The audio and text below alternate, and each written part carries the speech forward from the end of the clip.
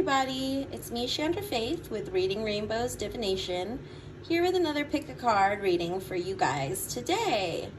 Today, we are asking for messages about your toxic connection. So we'll get some advice and other messages from Spirit. So, pick a pile and I will see you there. Bye-bye. Hey Pile 1, and welcome to your reading. You chose the lemon and orange as the citrus lighter with the number 1. And we are asking the spirits what to do in this toxic connection, or messages and advice we have. And a toxic connection doesn't have to be just a toxic person that's in your life. It can also just be a frustrating connection with people you love. And so we're gonna just see how we're gonna work through that in your life, Pile 1.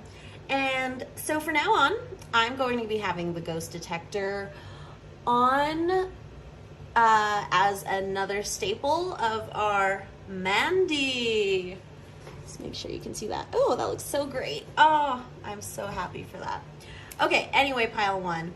So there will be messages coming in through from spirits, and they could possibly be your past loved ones. So, like if, for example, take Mandy, as your name could be Mandy, someone you passed could be Mandy, you could be into Mandy more.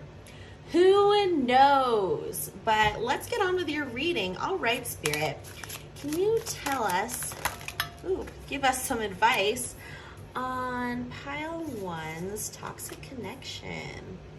And again, I want to reiterate that it can also be just a frustrating connection.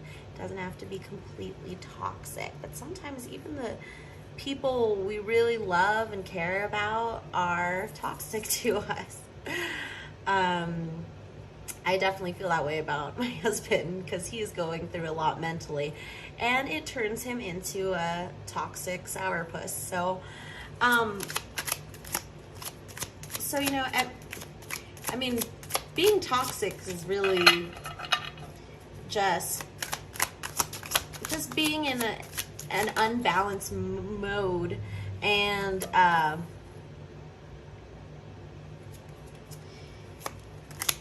then you take your frustrations out on people, or you act like an asshole, and it's like, oh God, why am I friends with this person? But it could be like a coworker. It's like you have to go to work with this person. Could be a whole lot of things. So let's see. I got these beautiful cards from Etsy shop, which I will link down below. I love it. It's from Latvia or Lithuania. I think it's from Latvia, but I'll figure that out. I should have figured out which country it came from, but it's cool. I like getting things from different countries. Okay, here we go.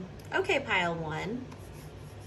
Repeatedly, I'm getting this like motion, like especially with this 2 of Pentacles right here. There is history with you and this person. And so up first we have King of Pentacles clarified by the Emperor, 8 of Wands clarified by the 4 of Wands, the Star clarified by the 2 of Pentacles, 3 of Wands clarified by the Queen of Wands, and the 7 of Pentacles. And right here we have this Chariot. Oh, I love this deck so much. It is, it's called the Victorian Romance Tarot. But this Etsy shop, forgive me if I don't know the name of it, but again, I'll link it down below, has so many different cards that they can print out for you. So yeah, check it out. I'll figure out what the heck their Etsy shop name is. So what I'm seeing here is that you've got very powerful energies in here because with the Emperor, the King of Pentacles, the Star, we have this world where this could, I'm kind of also getting this could be your boss. It's someone in this like authoritative position in your life. And it's like, if you have a toxic boss, it's like, that is a real, I want to say doohickey. Is a real it's a real dingle hopper. And it's frustrating because I'm also seeing that this could be a older man or somebody who's like younger than you but feels older, kind of like a bully almost. And how Spirit is telling me to get you through all this is to distance yourself. Slow, like if you can't, disease, I've been getting that a lot on the ghost detector. I forgot if I mentioned this is the ghost detector app, which I think is awesome and a great device to use while we are contacting spirits. But yeah, I've been getting disease a lot, and probably because of COVID-19, still around. And I think that the spirit world, like I've never gotten corona or COVID-19 in the communication, but yeah, disease. Whoa. Okay. I just realized it says dis-ease, like you're in an uneasy feeling. Easy queasy. Lemon squeezy. Anyway, yeah, so a lot of the times when I'm speaking to spirits using this device, the word disease comes up, and then I intuit what that word is, and I'm definitely reading that it's COVID. And there's a lot of new spirits out there from the COVID deaths. So, yeah, soil. I'm just getting like you're in deep dirt. That this is kind of like a complicated relationship where it's like you have to please this person, or you won't, or you'll lose your job, or it could be a spouse where you're just like, you feel like you're walking on eggshells. It's like you're working with such big powers, and a lot of what I'm also getting is that you need to work on your inner child trauma. And because this is where these discrepancies between authority figures comes in, is that you still have problems with authority figures and authority in general, or people telling you what to do because you were probably told to do everything you did was something told to you by someone bigger and older than you, and you just had to do these things. So, but there is potential here. There is potential in this connection that you can use this distancing. And the Eight of Wands to me is also like putting up boundaries, and putting up emotional boundaries by physically moving away, or just being like, you're being very abusive to me. I don't know if you would put that in those words, but basically explaining how they're being abusive and being like, if this continues, I'm gonna have to leave the room, stop this conversation, something like that. So I'm getting also like very parental vibes. So maybe this could be also setting boundaries with one or both of your parents. But once you do that, you have such beautiful potential under here. So this bottom row is just I don't know why I said just, but it's the subconscious, what's underneath, what is possibly going to happen after you heal these parts up here, which is in the consciousness, which is right here. Please.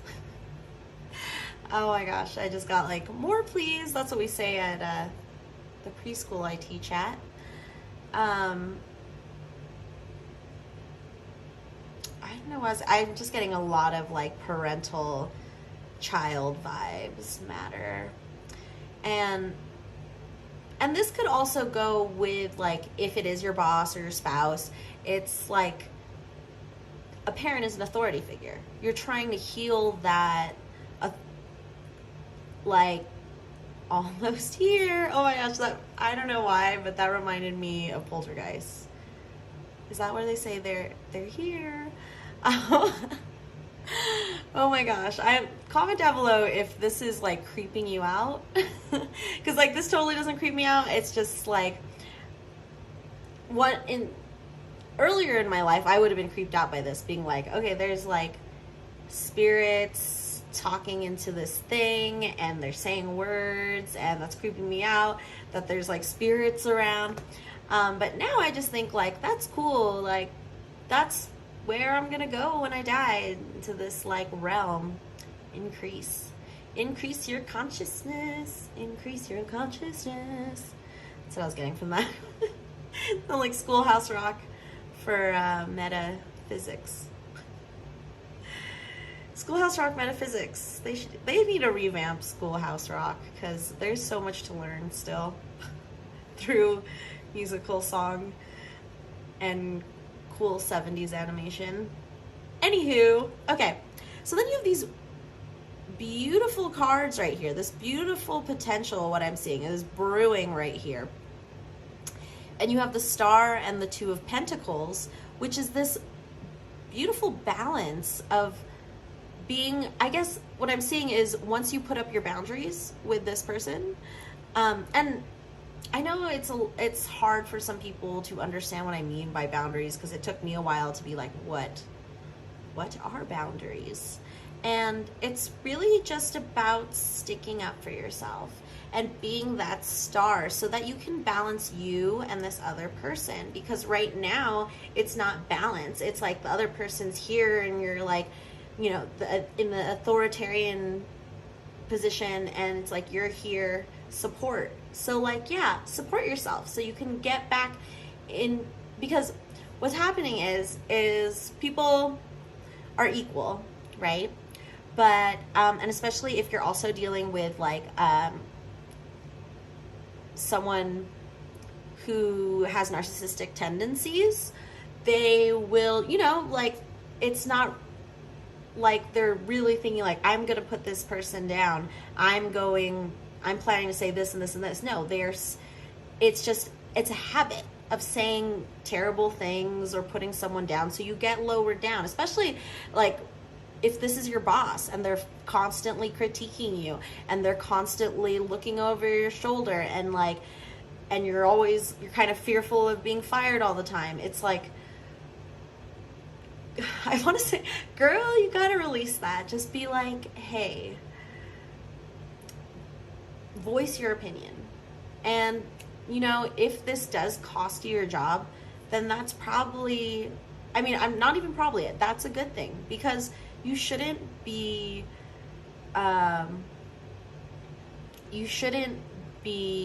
oh, what is the word? Well, you shouldn't be put into the hands of abuse. You know, you don't need that. Like, a job for you should be pleasant and really supports your ideals for the future. And where you get your money is very important to your identity. And who you work with, who's your boss, is very important to your identity. So understanding and showing your own authoritarian power about sticking up for yourself, so that you can balance this relationship, because this relationship is not balanced. One person has more power than you, and that is where the toxicity is bubbling up. Okay, so then we have the Three of Wands clarified by the Queen of Wands. So this is a person, I'll show you up here. I love this cow with the little daisy eyes. But in regular tarot, Rider-Waite tarot, the Three of Wands, someone's looking out to their ships and just kind of looking forward to the future, just like she is. She's like searching for something with her psychedelic cow. And it's kind of funny that the Queen of Wands is clarifying it along with the Seven of Pentacles. You're working up to becoming this Queen of Wands, that you're embracing that strong femininity in you, whether you're male or female or anything in between. Your feminine energy is the energy that is keeping you down and not voicing its negative feminine energy. And you want to be the strong, confident queen in this relationship. But right now you're just starting out figuring things out, like, what are boundaries? What are my boundaries? Where do I draw the line on how I'm being treated?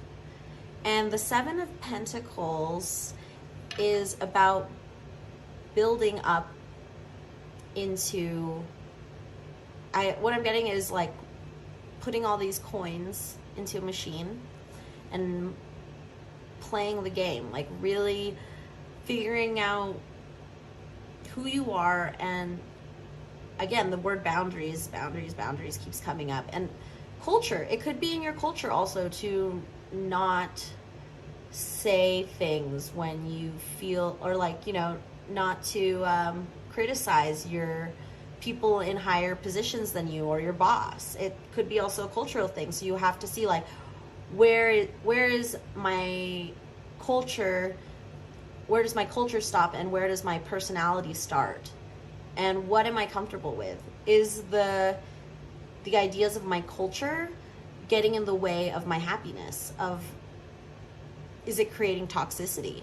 Because I'm not voicing my opinion and just letting things slide by because my culture has made me fear authoritarian figures.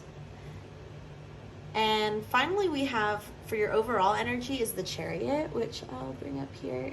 It's so pretty. I love this Chariot. It looks like just like a leaf, or I don't know. It's so phantasmic. And that's where you're heading. You're heading into this place where you're balancing the two horses, because traditionally the Chariot is drawn by two horses, and you're needing to control both of them at the same time. It's similar to the Two of Pentacles. And it's about balancing. It's not about giving up all your power to another person because they seem stronger or they seem more threatening. It's about owning your power so you both can be happy. So let's get let's get some affirminators right here. Love and relationships, which I find whenever I'm in a frustrating situation with another person, I just take out these cards and they totally guide me on what to do next, because it's filled with just like this compassion and humor and great advice all in one. So let's see what these cards are going to read to us. Okay, so what's some advice for pile one's toxic connection?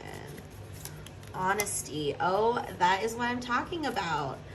Yes, just being, it might be very scary for you guys to be honest, especially to your boss or to a very powerful seeming spouse or anyone who's just like, I just get this a lot of bully energy. Just like maybe the person doesn't even know that they're bullying you because you haven't,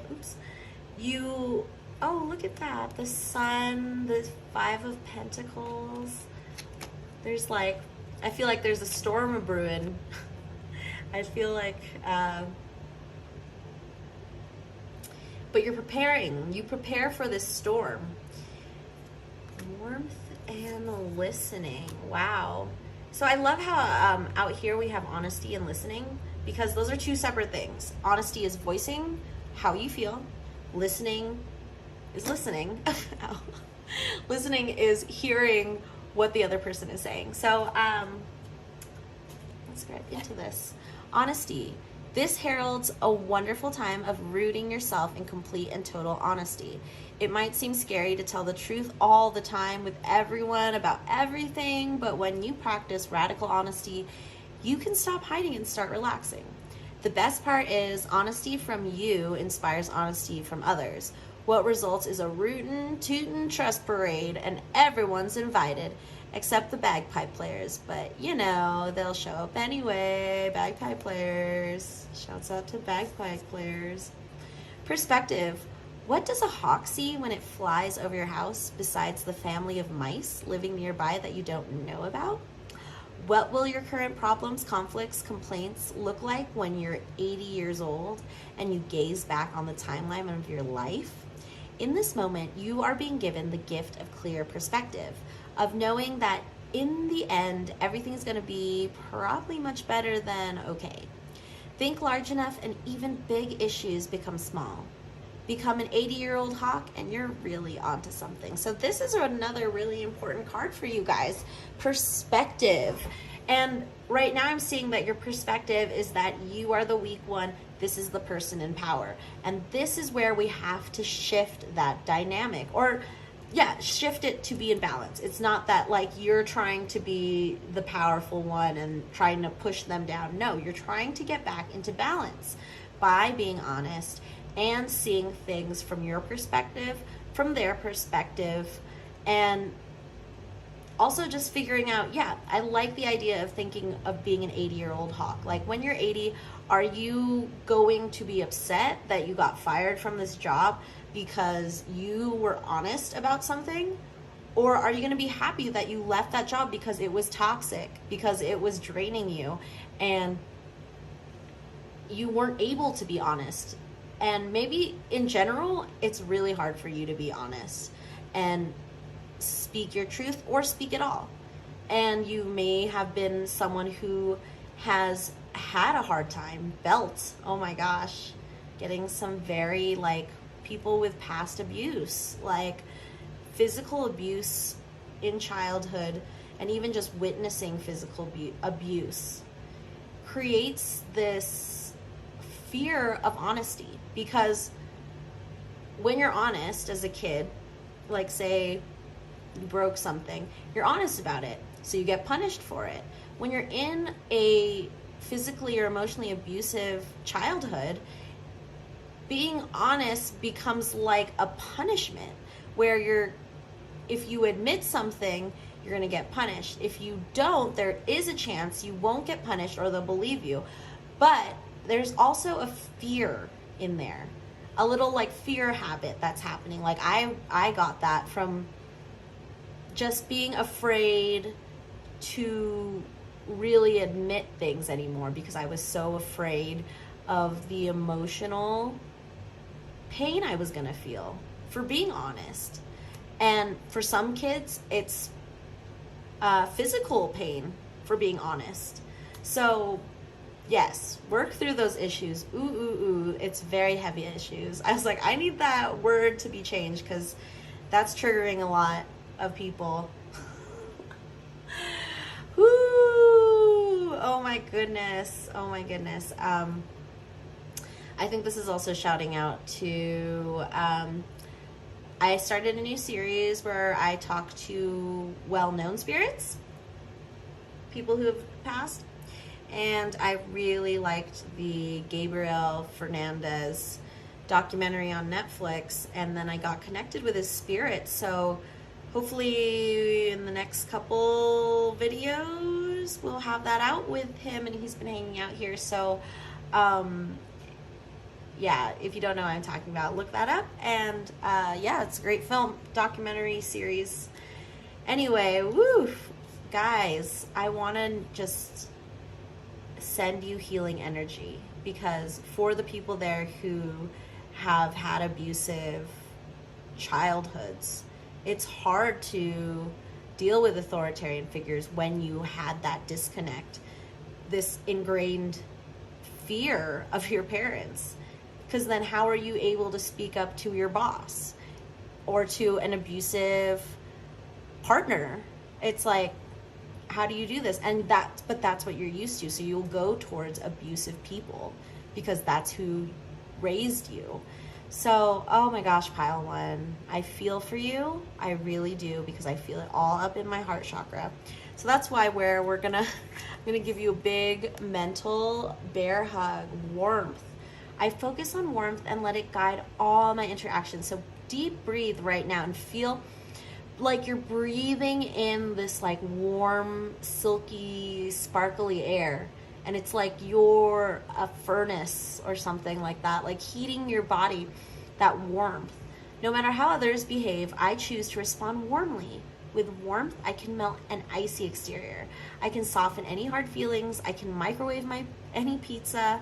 Today, I adopt the saying, kill them with kindness, and turn myself into a warm and loving serial killer. Oh my God, I have not gotten this card before. So, oh my gosh, that is exactly what you need. I was like, we need.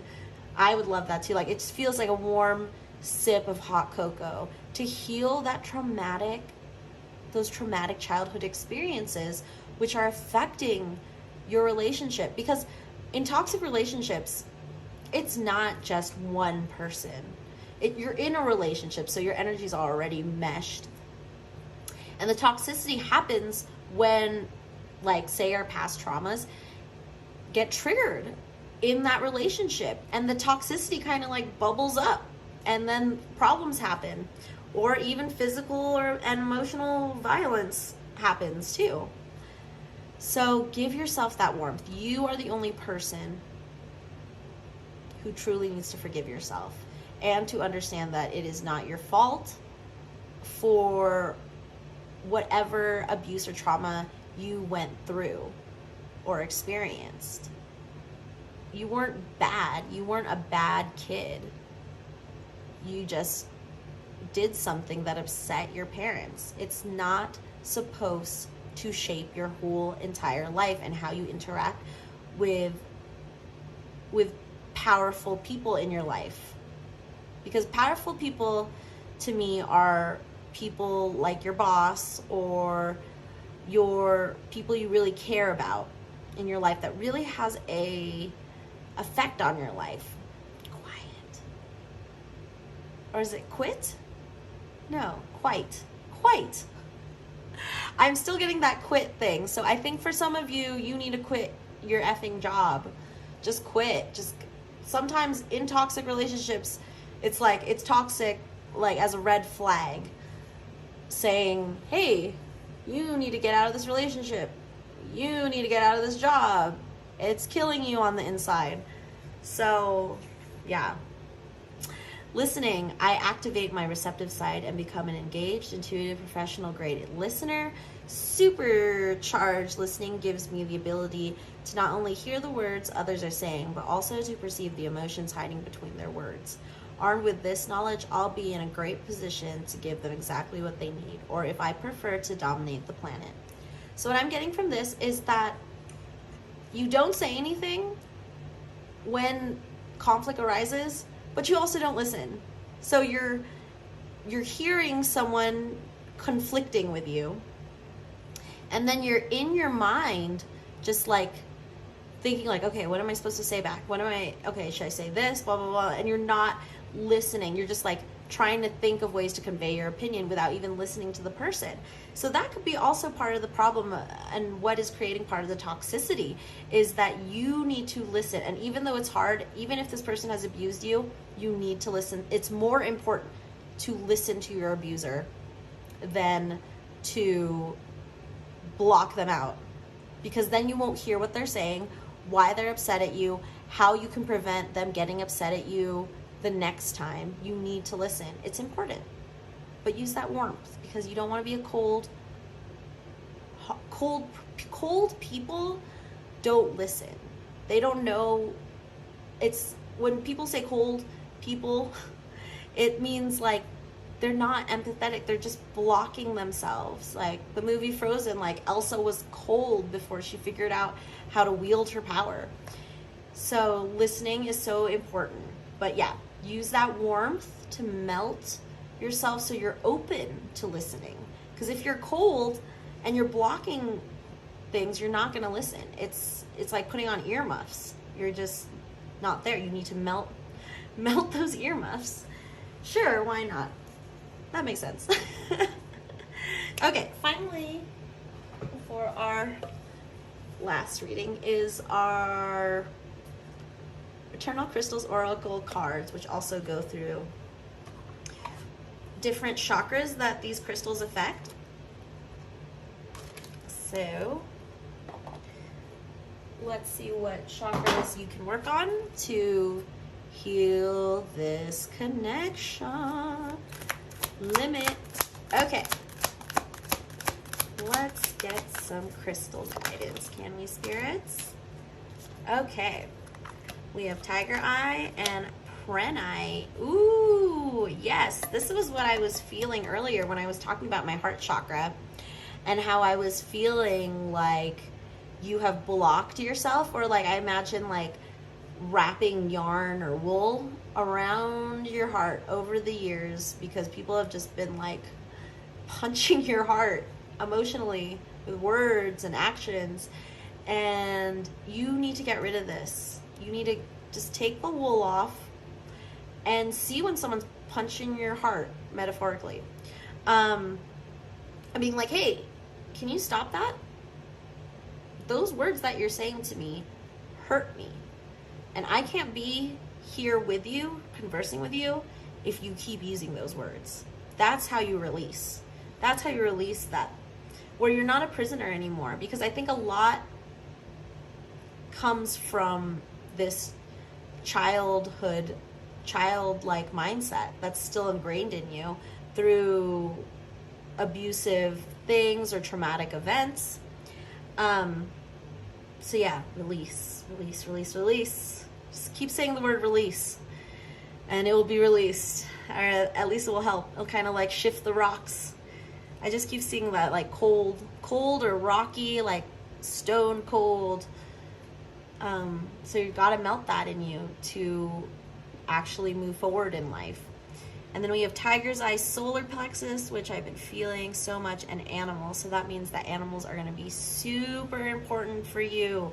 That is this warmth right here, okay? So that at the end of the day, when you're working on being honest and listening, and it's super hard because your boss is like so annoying to listen to, you're going to have someone cute and cuddly and not able to talk back at you, but you can just give it love. Give. So yeah, figure out a way to connect to animals because they really help that warmth that you're gonna need, literally and figuratively.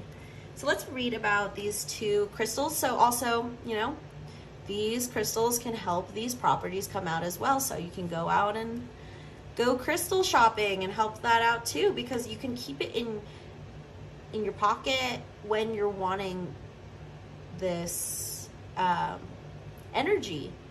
Because also toxic people are energy vampires. Or what I like to say is that I don't have an energy vampire, I have energy mosquitoes. So a lot of people are just not, you know, they're not vampires. They're not like trying to suck all your blood. They just a little bit, and you know, I do that, like you do that too. And it's like this, you know, because we need things from people and people need things from us, and it's this give and take, this Two of Pentacles energy where it's in that infinity sign. Alrighty, 39, Tiger Eye, animal solar plexus chakra. Ooh, I love that. Solar plexus chakra, the color yellow, intellect, creativity. I have a brain fart, so I'm just going to finish reading this Tiger Eye. Tiger Eye has appeared for you to highlight your connection with the animal kingdom. It doesn't matter if they are wild animals or domestic pets. Also, wearing animals can also help if you like don't want pets, or pictures of animals. Prosecutor, interesting. I haven't gotten that word before. You have a unique ability to connect with all types of animals. You're able to help these animals and communicate with them telepathically. It's important that you take note of any specific animals. And also, people with who've gone through abuse are very related, can relate a lot to animals, and that whole process of petting an animal is actually very soothing, and there are studies shown that like it just lowers the stress of a person to have something to pet, and or having a creature to just take care of, and being like reliable. Yeah, being the caregiver. Like when you need care, it helps to be a caregiver because it's reciprocal. And it's, again, this Two of Pentacles energy keeps coming up. It's important that you take note of any specific animals that you're drawn to at this time. These animals may have a message for you, or there may be some spiritual significance in the animal's strengths that you have to draw from. Are there any animals which keep appearing in your life? Is there an animal that makes you cringe or scares you? These feelings are all clues as to what you may need to work on spiritually. For example, if you're drawn to horses, you may be seeking greater freedom and movement. Or if you are scared of rabbits, perhaps you worry that life is too fast for you and there are too many people around you. Tiger Eye is a protective crystal which is associated with your own personal willpower and the solar plexus chakra. And now, okay, and then Prenite 33. 33 could be significant to you. I just turned 33. Yay. Economist. Okay. Prenite, release, declutter, heart chakra. Yes. For you pile ones, definitely work on your heart chakra. That is where you can open up. And I already did like that metaphor about the heart. So yes, heart chakra for real. It's time for you to release any stress from your physical and emotional body and your home environment. Try to clear out any clutter from both your home and your mind. It's important that you release and let go of anything that you no longer need. Prenite has been sent to you today to help you move forward in your life by releasing anything that is holding you back. Prenite is also a well-known feng shui crystal. It can assist in the decluttering process. It helps you become more organized and assists you to see things from the most beneficial perspective. When Prenite shows up for you, it's important that it's important that you heed its message. Are there any items, objects, clothing, or furniture that you no longer need? Consider donating these items to charity or passing them on to a friend or family member. Do you have an emotional attachment to any objects from the past or from someone who didn't treat you well? Remember, each object holds a vibration and energy. It could be time to do away with objects which hold negative memories or thoughts for you. Declutter and make way for new energy to come into your life. There was an exclamation mark out of this. Clue. It's a clue for you guys. And I think you really should look into getting Prenite. Because I think that nervous energy you get when you're around this person can be like, you can have a piece of Prenite and you can just hold it or just like push that energy into the Prenite, and then that's how it's going to release, declutter. Woo-hoo-hoo. Okay, so let's get some divination blocks. If I can find where I put them. Aha. Okay. Okay, what, I don't know. Oh yeah. Any more advice, or we can get some letters or numbers. We'll see what happens. Okay, so we have the dragonfly, the goldfish, 11. Why did I say 11? L, 11. L, 7, 7, 11. Okay, and V, and the green, which is again the heart chakra. So from the goldfish, I'm getting that you are feeling, especially if this is a job, that you're feeling like you're in the fishbowl and there's no way out, and you just want to go to the big ocean, and you're like watching Finding Nemo every night and you're like, oh, how do I do this? You will find a way out, because you also got the dragonfly, which the dragonfly is the messenger of dreams, and you may be seeing dragonflies a lot. And they're just about this idea that you can transform through your dreams. It's not like the butterfly where you have to cocoon yourself and all this stuff. It's about flying towards your dreams and analyzing your dreams and seeing what is it that I need to work on? So what I also get from this is that you need to write down your dreams and analyze them so that you can figure out what's blocking you, what's keeping you from your warmth, from your honesty, from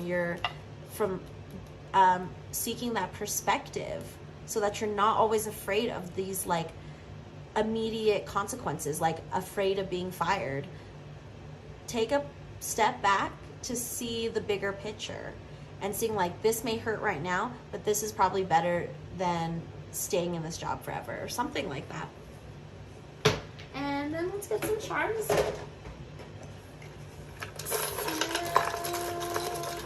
Okay. Too many. Oh, this is, I love this earring. It's these white flowers, and white is innocence and purity. So I feel like you guys have this pure soul, and it's probably been hurt a lot. And again, I want to reiterate, it's not your fault. Drink! For any of you guys who are playing a drinking game while watching this. You have this purity in you. And purity and innocence can be strong and powerful. Despite what like society or your culture says, it is very, very powerful. What I get is from this card, from the star, where it's this beauty and innocence, but there's power. She has a spear in her hand, and she has wings. It's like she's actually very powerful, and so once you're honest, you can show your power. And power, I think for some of you, power is just scary to you, and or it's evil. Like power, like you think that no one should have power, or like it scares you. It's really all about power scaring you, and like you wouldn't know what to do if you were in power, or say you're trying to consider like self-employment, but you don't know if you'll succeed. And it's like you need to boost that confidence with the warmth. It's just like the warmth is so important. I feel like you're so cold, so cold. But we're gonna warm you, because within you is this purity and innocence that's warm and loving, because that's what it is. What pisses you off is that people can be assholes, and you're so like innocent and warm and loving that you don't understand why people would be like this. You don't understand like how to even go about it, because you don't want to like hurt their feelings, but maybe they do need their feelings hurt to understand your boundaries. That's what I'm saying. And then this is the evil eye protector bracelet that I have, and red is the color of the root chakra. So also working on your root chakra, because that's the main grounding chakra, the base chakra, and working with that chakra will give you more empowerment, or just think of it as a foundation. Just being able to like really ground yourself and find your power, which is the main message I'm getting, is just group 1, find your power. And then we have some more letters, if any of them are significant to you. I think this is a T. I'm not sure. I don't even know if you can see that. Oh, here we go. Yeah. I don't know. T? There's a J? Who knows? Take it as it resonates. This is an X, for sure. And this is a B. Oh, that was it. Okay, well, thank you very much, Pile 1, for stopping by and listening to this reading. And I'll see you next time. Bye-bye. Hey, everybody. Pile number 2. And you chose the eagle, bald eagle lighter. I just really want to hold it up for you guys because I think it looks cool. All these lighters were all done, but I couldn't throw them away. So now they're markers for piles. Hooray. So today's messages are about your toxic connection. And as I said in the last pile, it can also mean just frustrating connections. Doesn't mean that your person that you're thinking of is necessarily toxic, but the situation is toxic. So we can see what advice the spirits have for you, pile 2. So let's see.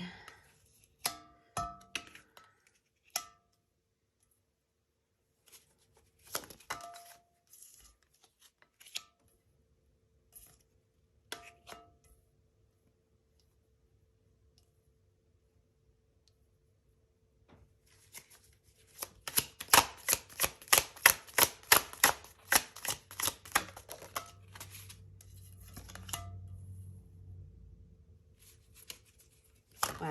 Oop. It's all major arcana, aces, and royal, or not aces, royalty cards. So this is some sort of big thing that's going on here.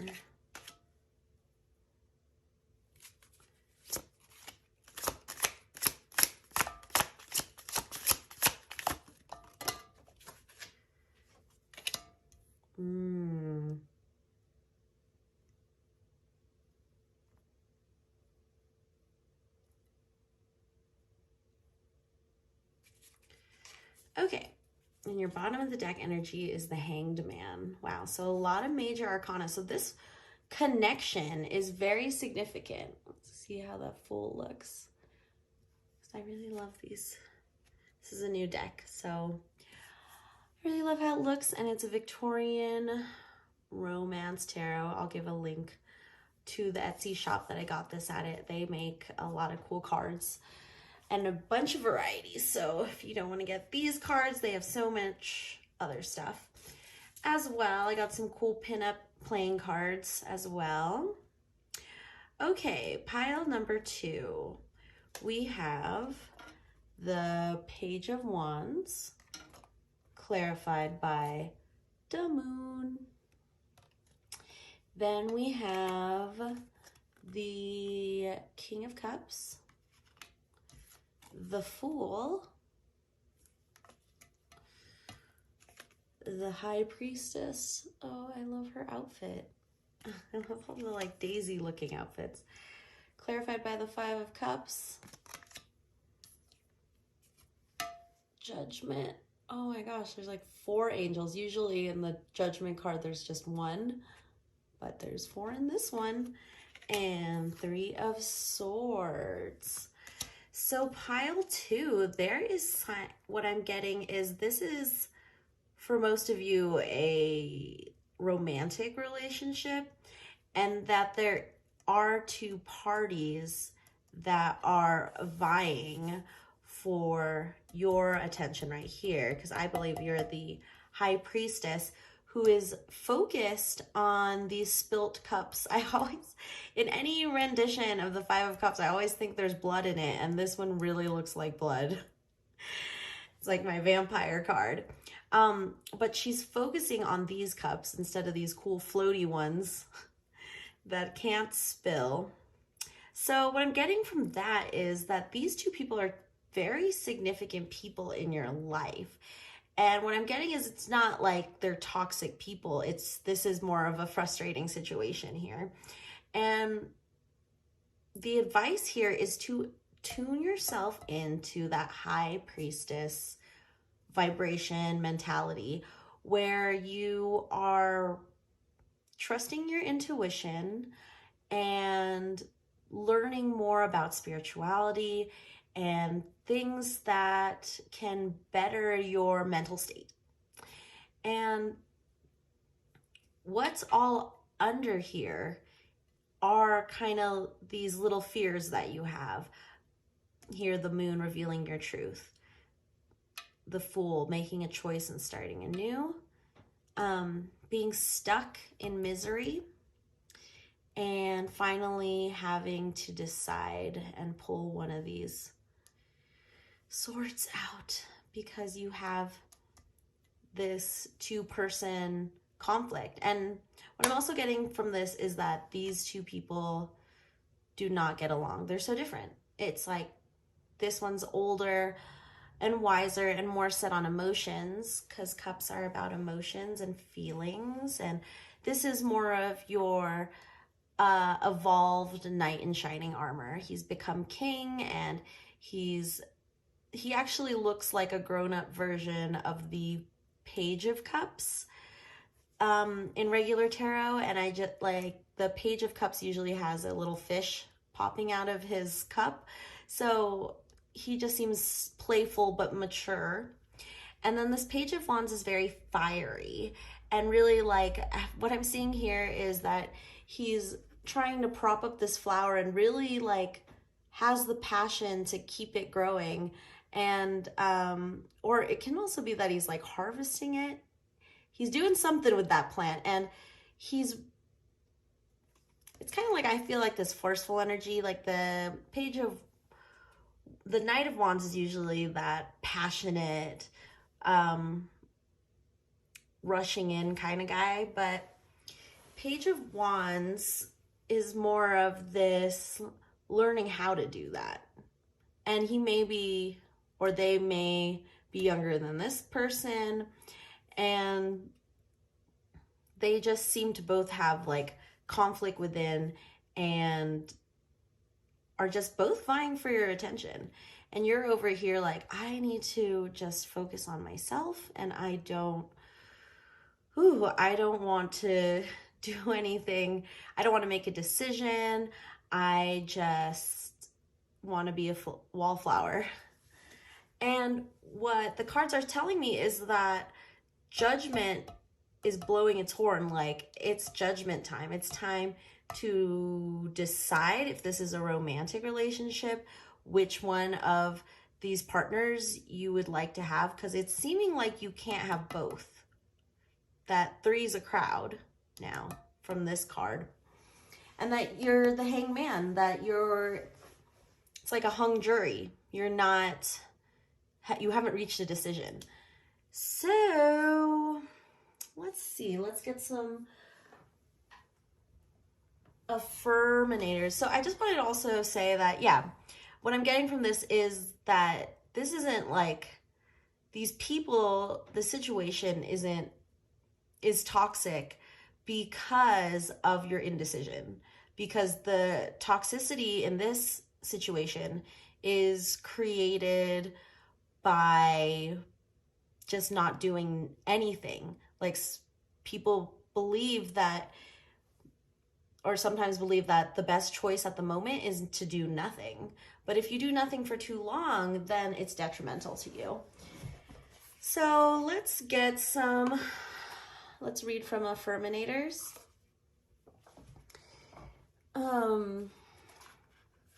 So these are great cards that just can give you some relationship advice, and especially since if you are balancing 2 partners or a decision between 2 people, or if it's not partners, it could be 2 different opportunities.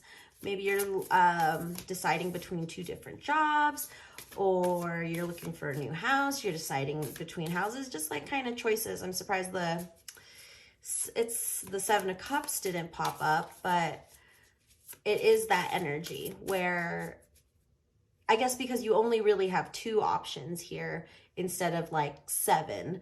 So, but you're willing to take that risk and reveal. The moon is about revealing things, and it's in this card, the moon is like those flowers that bloom at night. No one really sees it, and that's why it's hidden. So you're starting to reveal this. So also what I'm seeing, for those of you who are trying to get some relationship advice on this, the connecting cards to this, the King of Cups, you feel this Fool energy with the King of Cups, that you're ready to be whisked away and jump off a cliff and trust that everything's going to be fine. While with the Page of Wands, you were trying to unpack things a lot and figure things out. See how this is in the night and this is in the day, but they both have the moon. Like, this moon reminds me of when you see the moon in the daytime and you still have, the moon's now in this illusion because it's hidden by the daylight. And here it has a face. So at the night it's revealed. And with this Page of Wands, you still have much to reveal from this person. While this person is ready to go and offer you a cup and go on an adventure or something. So what I'm getting from the differences between these two people is two people, two opportunities. One is movement, one is staying still, kind of. Staying still.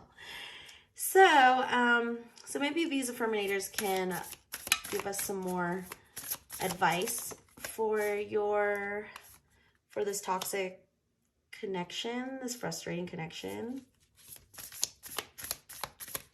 And just really the main point is making a decision. Oop.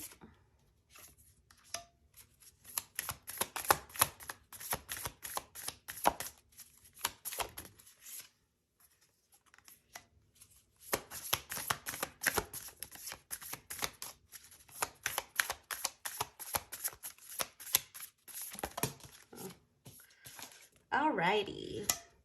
So first of all, what stood out to me was this loyalty card where there's one tree holding two other trees' hands, kind of the glue, the Jerry that holds them together. And you're kind of like that person that's holding these situations or these people together in this more than two people relationship. But let's start here with receiving. I open up and allow myself to receive love in all ways, from all directions. It may seem scary, but it's better than receiving audits, bedbugs, or hate mail. I receive love, and it feels so good that I decide to receive it some more, and then some more, and maybe just a wee bit more. So that's what you're a little bit afraid of, because this person right here, this opportunity is offering you the emotional abundance that you're craving, while what I'm seeing in this picture is more hard work. And not to say that either of these decisions won't pay off. It's just that this decision will take time and work and effort. And this decision is more about taking a leap of faith. So you can figure things out that way. So then we have initiative. Step right up. You're being awarded a boost of initiative.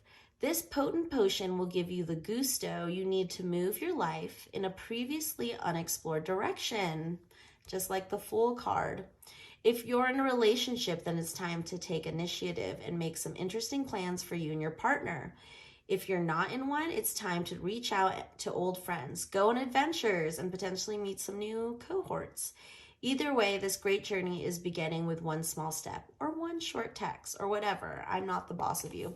So this card is pointing to what's best for you would be to take the initiative and go forward with this leap of faith kind of opportunity instead of staying behind here and working. And look, this is funny how they both are kind of in the same position, the Moon and the Page of Wands, and that there's a lot of pruning and hard work to go into this decision right here. But the cards are saying that what would be to your highest good would be taking the initiative, taking the Fool's choice to go towards this King of Cups. Okay, loyalty. I'm there for the people I care about in whatever way they need me. Ride to the airport? No problem. Bail you out of jail? You bet. Go see your band again? Maybe. The point is, when I stand with them, I know I'm part of something special. And to be honest, it doesn't suck to look around and remember they're standing with me too. So what I'm getting is, if this is two people, you don't have to necessarily cut one off completely. It's just you have to make a decision of who you want to put your energies into, is what I'm getting. And that if this if these are people that you're having to decide between, you can still remain loyal to them. And as long as you continue with receiving that love and allowing yourself and not feeling guilty for making a decision. Because I feel like for some of you, let me think of it. You try to cut people off before they can hurt you. So that's where you have trouble receiving, because if you're always shields up blocking that, then no one can give you the love, but no one can hurt you also. But at the same time, you are being hurt by the loneliness you're feeling when you don't receive love. So then the final card is wisdom. With every relationship, I gain invaluable wisdom. I'm continually learning which qualities stimulate, support, and inspire me, and which ones make me want to cram a soup spoon into my ear and turn it slowly. In that sense, even failed relationships are actually successes. See how wise I sound? So what I'm getting from this is that you have gained wisdom from both these situations, and use that information and also just the wisdom you've had throughout your life. But especially what I'm feeling is pointing towards the lessons you've learned from these situations, people, whatever. And that is how you're going to make an informed decision, by using what you've learned through these relationships. And I think you can do it. You have fear, but it's not as strong as you think, or it's not insurmountable. You feel like the hangman right now, but just remember that you have a strong sense of intuition and know what you want deep down, and you can figure it out. And if you, or you can figure out a compromise. But what I'm really getting from here is that you need to make a decision. You've been compromising and it's draining you. You can't handle, it's like the workload is too much. So it's hard for you to receive because you're giving, and the receiving door is never open. Alrighty, so let's get some eternal crystals and see what chakras you can work on to clear up this toxicity.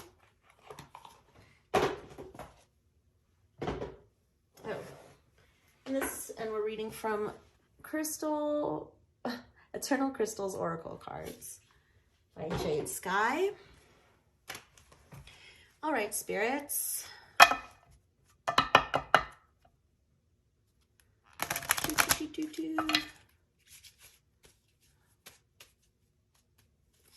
Okay. Oh, that was super easy. Wow. It's so funny. We keep,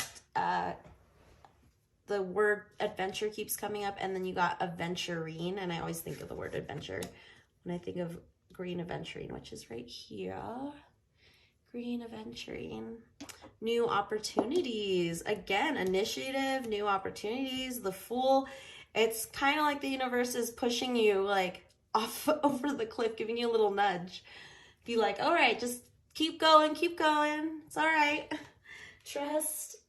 And then you got Jade, good luck, heart chakra. And being the Fool and starting anew, taking the leap of faith, you are going to need some luck in that moment to see like, what's going to catch me when I fall? What's going to happen? I don't know. So an open heart chakra, they're both heart chakras. Yes, green is the color of the heart chakra. So again, and that is where your receiving comes from. So when you open up your heart chakra, you're going to be able to receive and not feel drained all the time. And what these two people or situations are doing to you is draining you. And you're a beautiful flower. Hello, you need water. You can't keep draining your water. Water yourself. So let me get the book for our crystals. So let's start with 21, Jade, my favorite number, 21. Good luck, heart chakra, jade.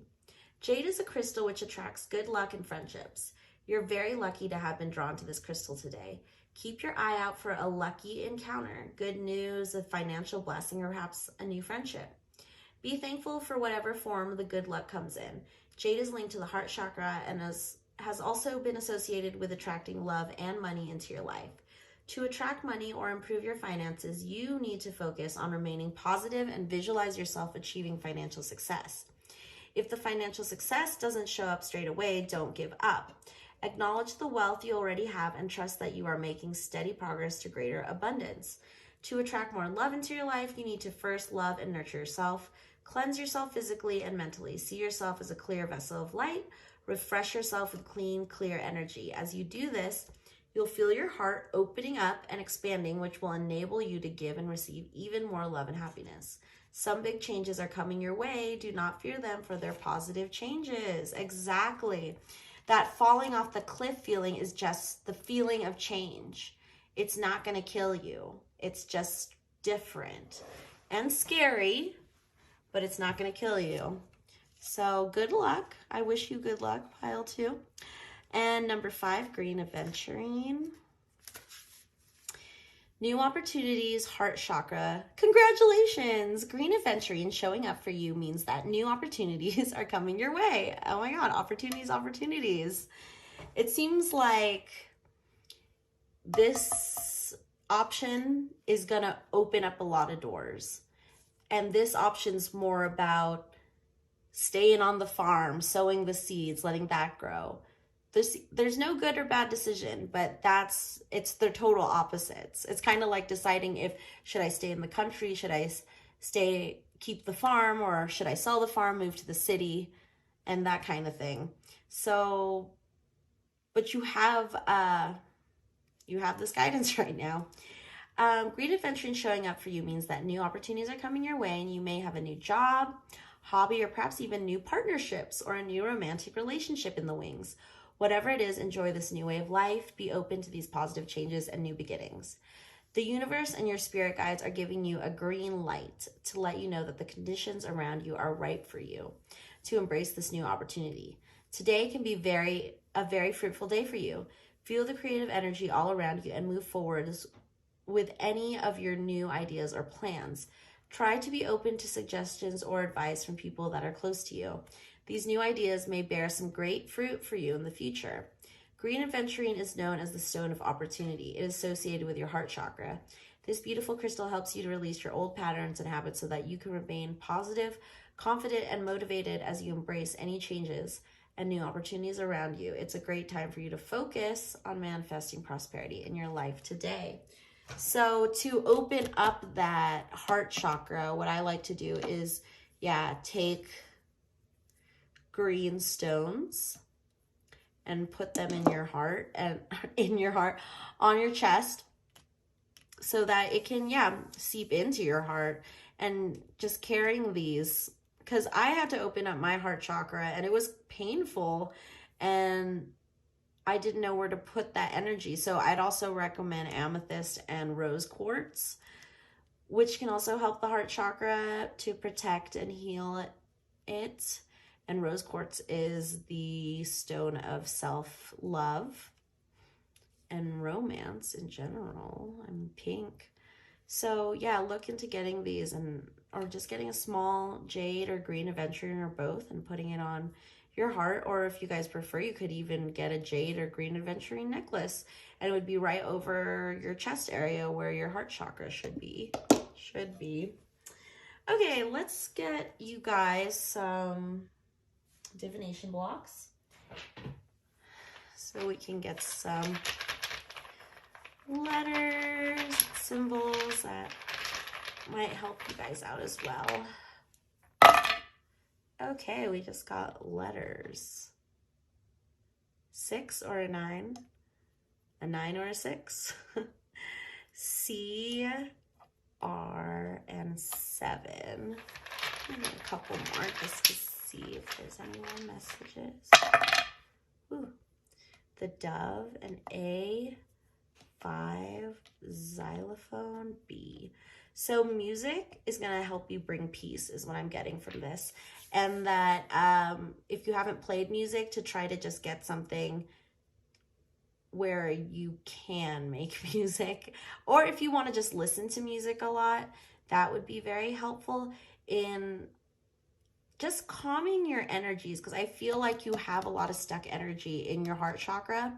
So to clear that out, the music is going to help dissipate that. It's like a spray, like Febreze for your heart chakra is music.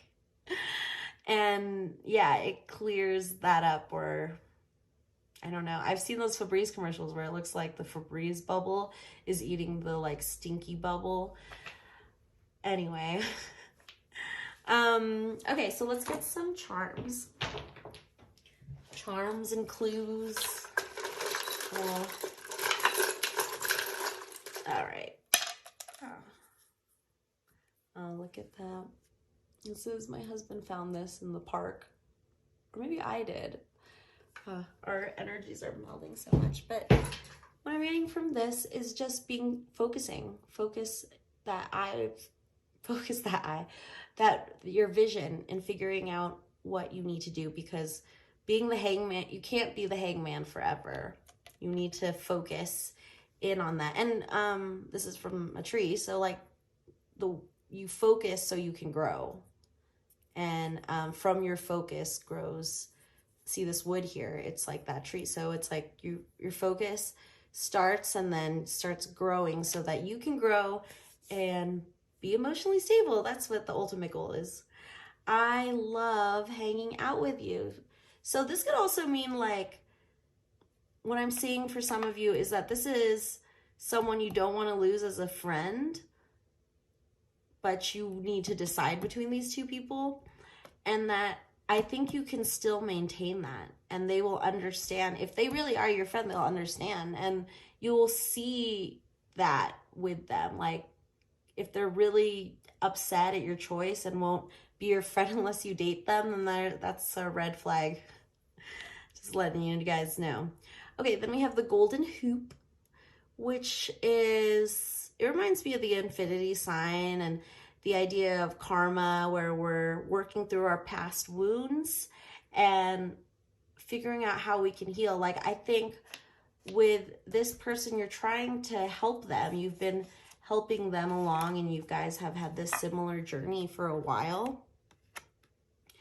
But you want to break free out of that. You want to go from the moon energy into the high priestess energy, where for some reason it looks like she's standing at a subway station because of these pillars, and I don't know. But there's growth that you need to happen for you, and I think there's more growth towards your higher good in this situation. I keep saying that, but you know, if you really were looking for an answer, there it is. Then we also have an S and a C. So 2 C's. All right, pile number 2. Thank you for stopping by here at Reading Rainbow's Divination, and I'll see you next time. Bye-bye. Hey, everybody. It's me, ShandrahFaith, here for pile number 3. And we have the Spaceman lighter. And over here we have the Ghost Detector, which I will now have it as a regular staple on Reading Rainbow's Divination. So this is another way that the spirits can come and connect to you guys through words. And this app reads their energy.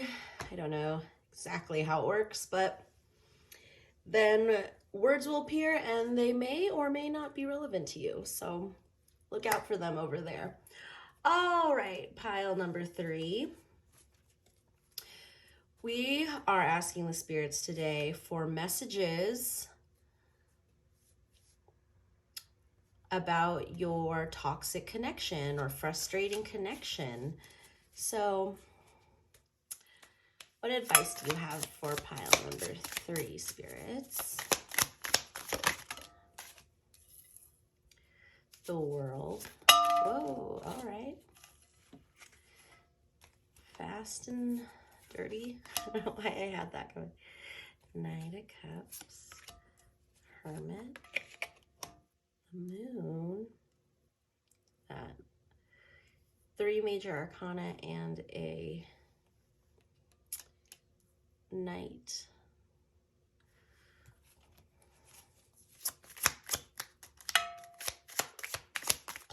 So let's clarify the Knight of Cups. Oh, Lord. The Knight of Wands.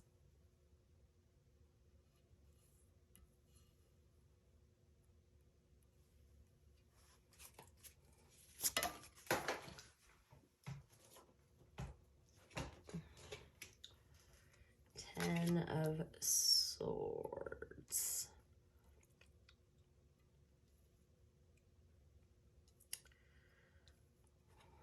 And okay, your bottom of the deck energy is the 8 of Cups.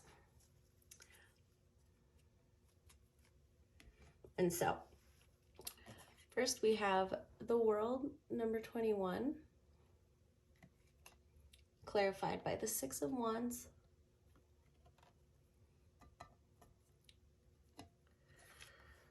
The Knight of Cups, clarified by the Knight of Wands. The Hermit, clarified by the 3 of Swords. The Moon, clarified by the 10 of Swords. So what I see here is that the person you're thinking of is represented over here as possibly someone who was charming and dashing kind of knight in shining armor person. But what underneath was really this fiery, get what I want kind of person, more narcissistic.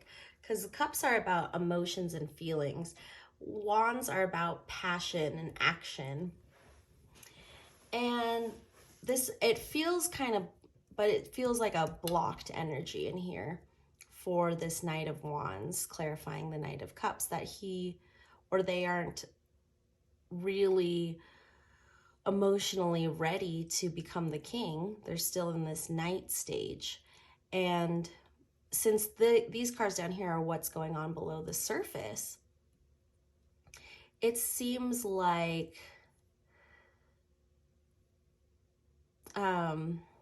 there's a lot of pain going on right here. Like this,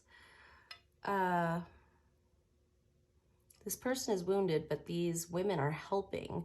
So with the Moon clarified by the 10 of Swords, things are being revealed so that you can complete a cycle, that you've gone through the battle wounds, and now you're going to have your, if it's not actual people, friends, it's your own, I want to say self-perseverance and confidence that you went through this journey battling this person's, I really am getting just like a big narcissist vibe. So this person's narcissism, this Knight, we'll just call this person, yeah, a toxic Knight. So that like, usually the Knight of Cups is that chivalrous guy that's offering you a cup of love. But what I'm seeing is this Knight of Cups was offering you toxic love. And with the World clarified by the 6 of Wands, I'm really getting that image in Scarface where he has that big, the world is yours. And this person seems to take just doesn't understand loving one person when they want to save the world, basically. This is like 6 of Wands is my like hero card. I want to be your hero, baby. Is from the Hermit Tarot. And they just want to save the world before they can even like, I don't know if they would be able to actually care about you because they're so focused on the world instead of what's right in front of them.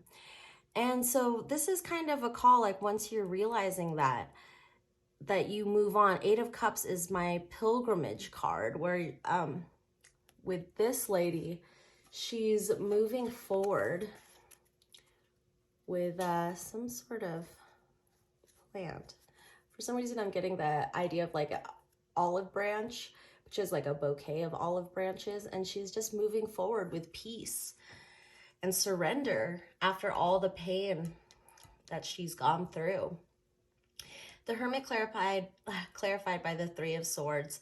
The 3 of Swords is this conflict, this inner conflict between your feelings and emotions. And the Hermit is you hiding out and figuring things out. See how he's looking at the moon? And then you get the moon.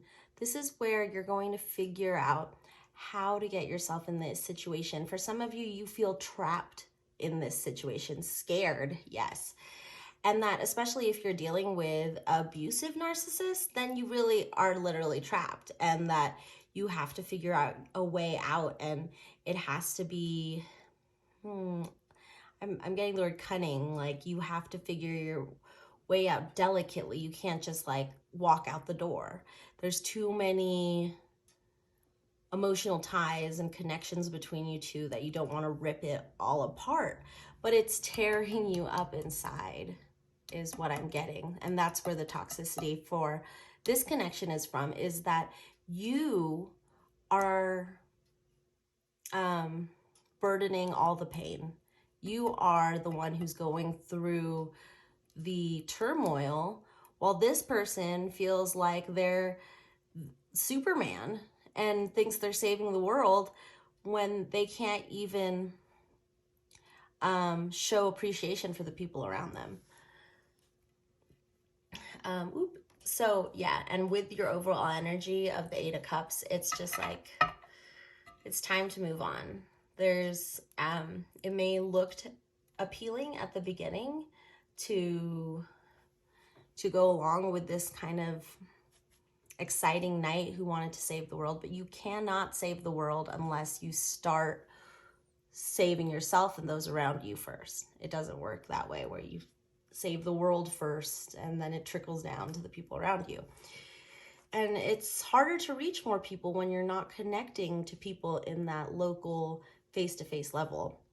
But your person is really determined and doesn't understand this, but it's letting, they're letting their ego take control, kind of like in this card. Just this wand to me is the ego, and it's driving them forward.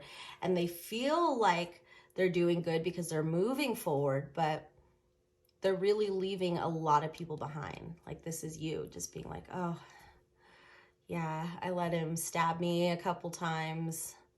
And these are people, support that you have if you take that route to pilgrimage into the unknown and find people who are supportive and who care about you instead of focusing all this energy. This could also, what I'm also seeing for some of you is that this could be more than one person who's egotistical or narcissistic, and you've been trying to change them or trying to appease them, and it's just draining you. It's turning you into this wounded soldier.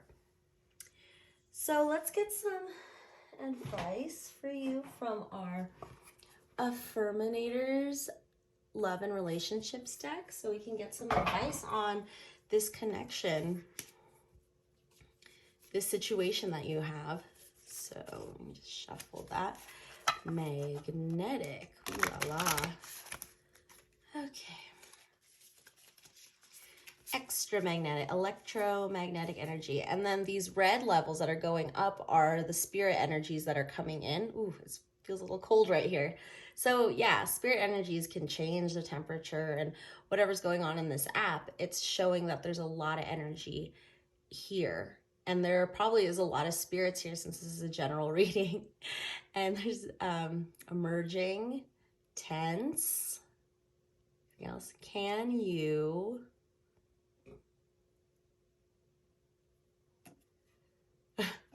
what? Okay. We'll just keep pulling cards. Words pop up. What was I gonna say? I don't remember. But yeah, let's get some advice for this connection. For Meteor's card.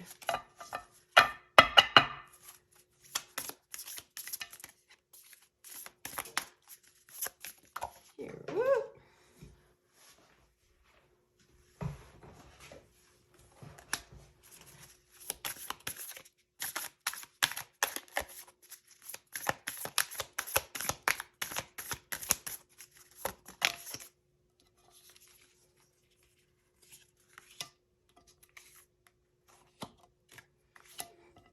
Let's get a little more shuffle in.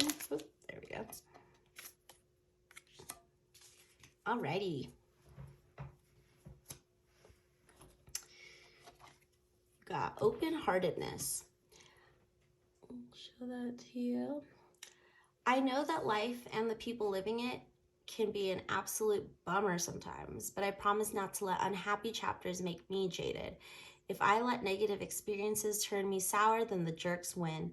So I'll move on with an open and hopeful heart, if only because I hate losing to jerks. So open-heartedness. I feel like it's connecting to the Eight of Cups, about pilgrimaging, that's a word, pilgrimaging towards your Mecca, towards your light, and that this person in this connection with you, person or people, are really draining you, and that what they said, I promise not to let unhappy chapters make me jaded. And that's what you've been going through, that don't let this wounding in your heart and your soul get you down. And that maybe for some of you, it's time to release this person or just let go of the fault. And I imagine a lot with narcissistic people is that a lot or all of the blame can be put on people who are allowing them to take their energy, because that's where the empath narcissist dynamic comes in, is where what I relate it to is like a star feeding a black hole. If a black hole is next to a star, it's just going to slowly suck away the star, the light, till it's gone. So that's kind of what the narcissist empath relationship is like, is that someone is just constantly taking your energy, maybe through being physically or emotionally abusive, not appreciating you, taking things from you, taking your time, taking your care and affection without giving you affection back. It's a one-sided relationship. So open yourself up to learning from your mistakes. And if the relationship is not working, then don't keep trying at it. Don't keep trying and knowing that you're going to fail, or thinking that, oh, maybe this time this person will change. You can't change a person. You can only change yourself. For a majority of you. Okay, now we have cleansing, which I'm sure everyone needs. Feeling bogged down by the weight of 1,000 thoughts, feelings, boxes, and mystery objects lurking in your closets? Consider this a prescription to clean house mentally, physically, literally, figuratively, and anything else that applies adverbally. It's hard to make room for new connections and experiences when every bit of your emotional space is cluttered with psychic bric-a-brac. So enjoy a major guilt-free flush out. And not to worry, you can always find new psychic bric-a-brac in the metaphorical clutter section of Craigslist. So cleansing, for you guys, pile 3, cleansing is using stones, crystals. We're going to be getting some crystal oracles that can help certain chakras that are highlighted in this reading. And Also, you could benefit from saging, or if you don't like the smell of smoke, you could just have those plants or a bundle of sage in your house and learn about other ways to cleanse yourself. What is it that you need to cleanse yourself? Is it a bath or a shower or running? Something that just cleanses that heaviness that being around an egotistical or narcissistic person, it feels heavy. It feels like a mud, and you want to shake that off. And I always think that showers are super the best, and it's hard for me to do that all the time because I feel like I don't deserve to clean off this muck, or I just get so depressed that I don't want to take the shower because it just seems like too much effort. But it's such an important ritual to cleanse yourself, to be hygienic both in your physical body and your mental body.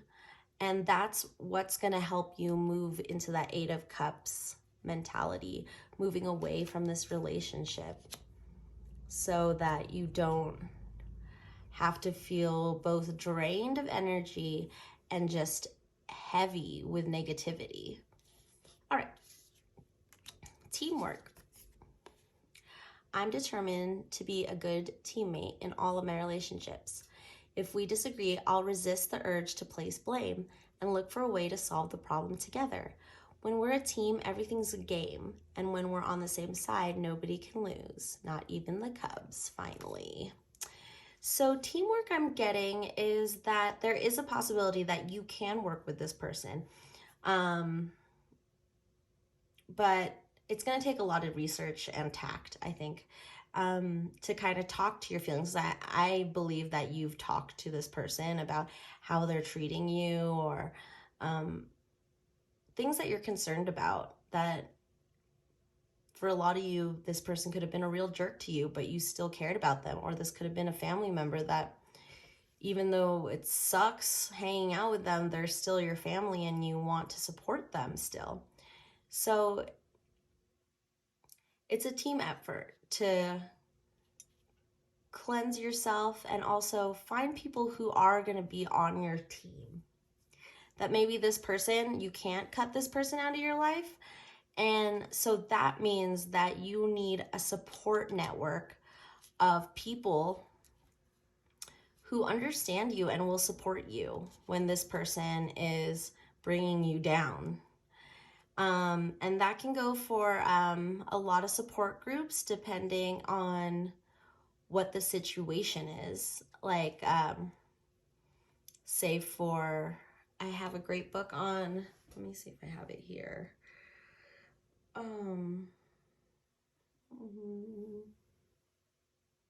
Here it is. Oh my gosh. Okay, whoa. Hold on, guys. Okay, hey everybody. Sorry about that. I knocked over my, oops. Yeah, I knocked over my camera trying to get this book out. So, The Wizard of Oz and Other Narcissists, Coping with One-Way Relationship in Work, Love, and Family. So I think this would be a very helpful book of recommendation for those of you guys who are dealing with loved ones who have narcissistic tendencies. So look into that. And that was by Eleanor D. Payson. But you can freeze that and look up the book. But anyway, and then that teamwork can come in if, like, so for example, if you are dealing with a narcissist, there are support groups of friends, family members, people in general who are dealing with narcissists who come together and talk about how they can support each other, basically. So very special. Yeah, so you need that, especially for feeling whole, this wholeness. I am complete, whole, and filled with love. I have everything I need. If I ask or look for more, I'm ignoring the love and gifts that are already in my life. Instead, I'll be grateful and acknowledge that anything else would be extra icing on life's cake. Managing, yeah. Managing that wholeness, pile number 3. For sure. Okay. So that you can move forward in this relationship. Employer. I was saying in pile 1 that this could be a boss, but like this could be a boss too. You could have a narcissistic boss. I think one of the first stories in the Wizard of Oz, another narcissist, is about someone's boss, but I am not sure. Don't take my word for it. Go find the book and read it and comment down below if it helps. Okay, so we have our Eternal Crystals Oracle cards that we're going to be reading from. And so let's see what chakras will be beneficial for you to work on, especially in healing this toxic connection. That's pretty.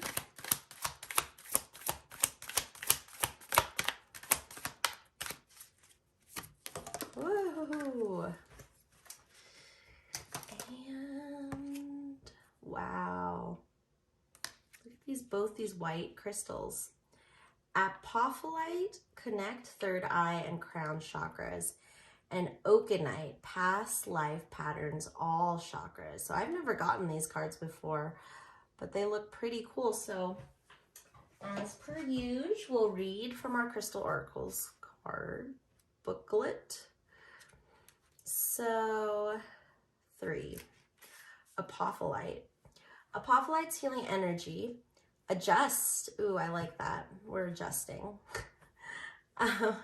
We're adjusting to the energies that this person distilled in us, and finding that balance, because people all around us can affect our balance, and we have to adjust in that manner as we're bumped around in the world. And I lived in New York for 6 years, so I really felt that.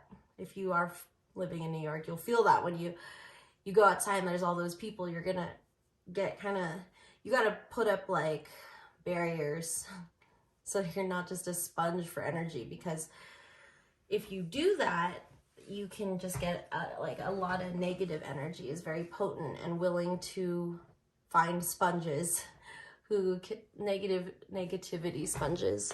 Just make sure you can see everything. Okay, great. Apophyllite. Apophyllite's healing energy has come to you to strengthen your natural psychic ability. It also bestows you with greater mental clarity to connect with higher guidance from your spirit guides and angels. Notice the intricate connection between the physical and spiritual worlds. Calm and ground yourself so that you can hear, sense, and feel your spirit guides and angels more clearly. You can also call upon them to help you to raise your vibration so that you can release any negative thought patterns or mental blockages. Once you clear any negativity or self-doubt, you'll be able to let the positive energy shine in your life.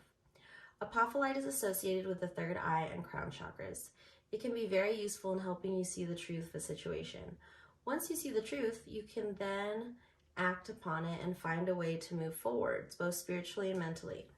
If the thoughts of this feels a little daunting, remember that you can ask for help from your angels at any time. They will be with you during the whole process. You do not have to do this alone.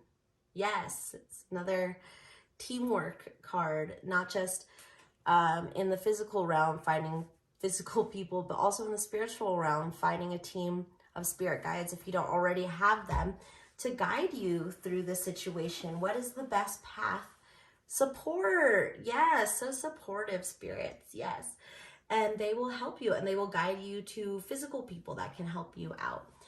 But yeah, there's lots of resources, and it's really important not to isolate yourself, especially if you're in a draining, toxic relationship. So yes, find that network, that support, and that spiritual support. If the thought of this feels a little daunting, okay.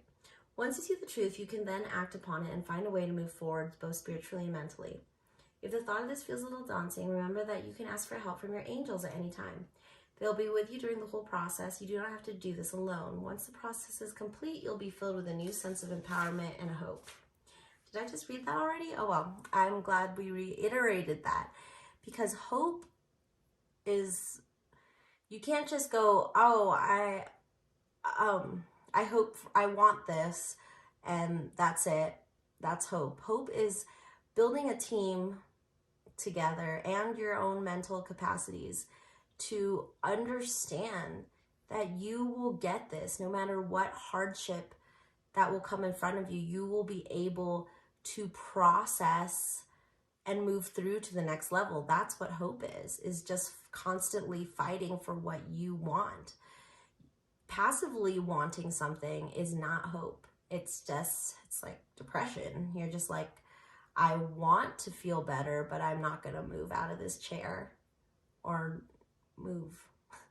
Yeah, just staying stagnant. It seems that like clear crystals are going to really help you right now. Clear or white crystals, because white is innocence and purity. So since you're in this cleansing mode, and I think that you just have a lot of baggage, a lot of heavy negativity that you've been, again, sponging up. So clear crystals, quartz crystals, and white stones can help cleanse that energy, that white cleansing energy. I'd suggest selenite. Selenite's a great cleanser. I just wrapped it in white ribbon to make it extra cleansy. Well, I was hanging it, but then I was just like, I'm just gonna keep that. But yeah, a selenite one, you just kind of go over it, kind of like a metal detector, and it just, what I've experienced, just feels like it's scooping out all that negativity, and like, it's like a metal detector that's like also a, what's it called? That thing like a magnet that you, when you're looking for stuff in the sand, a metal detector. Wait, that is a metal detector too. But it's also a magnet. Anyway, it just transmutes that negative energy. So yeah, I would highly recommend selenite for you guys, pile 3 crush. It's just a little free crush. Na, na, na, na. Every time we touch. Ooh, I want to listen to this. I haven't heard that song in a while. Thanks, spirits. Crush. 30. Oakenite. Past life patterns, all chakras. You've been drawn to this powerful oakenite crystal to help you remove any old patterns or beliefs that are holding you back. These old beliefs and patterns may be from this lifetime or from some of your past lives. So that's about healing the wounds. I was saying that earlier. Healing those wounds from the past, or just, yeah, well, whatever this toxic person has been putting on you, healing that. These old belief patterns may be from this lifetime or from some of your past lives. It's time now for you to see that there are many different and new ways to act or look at things.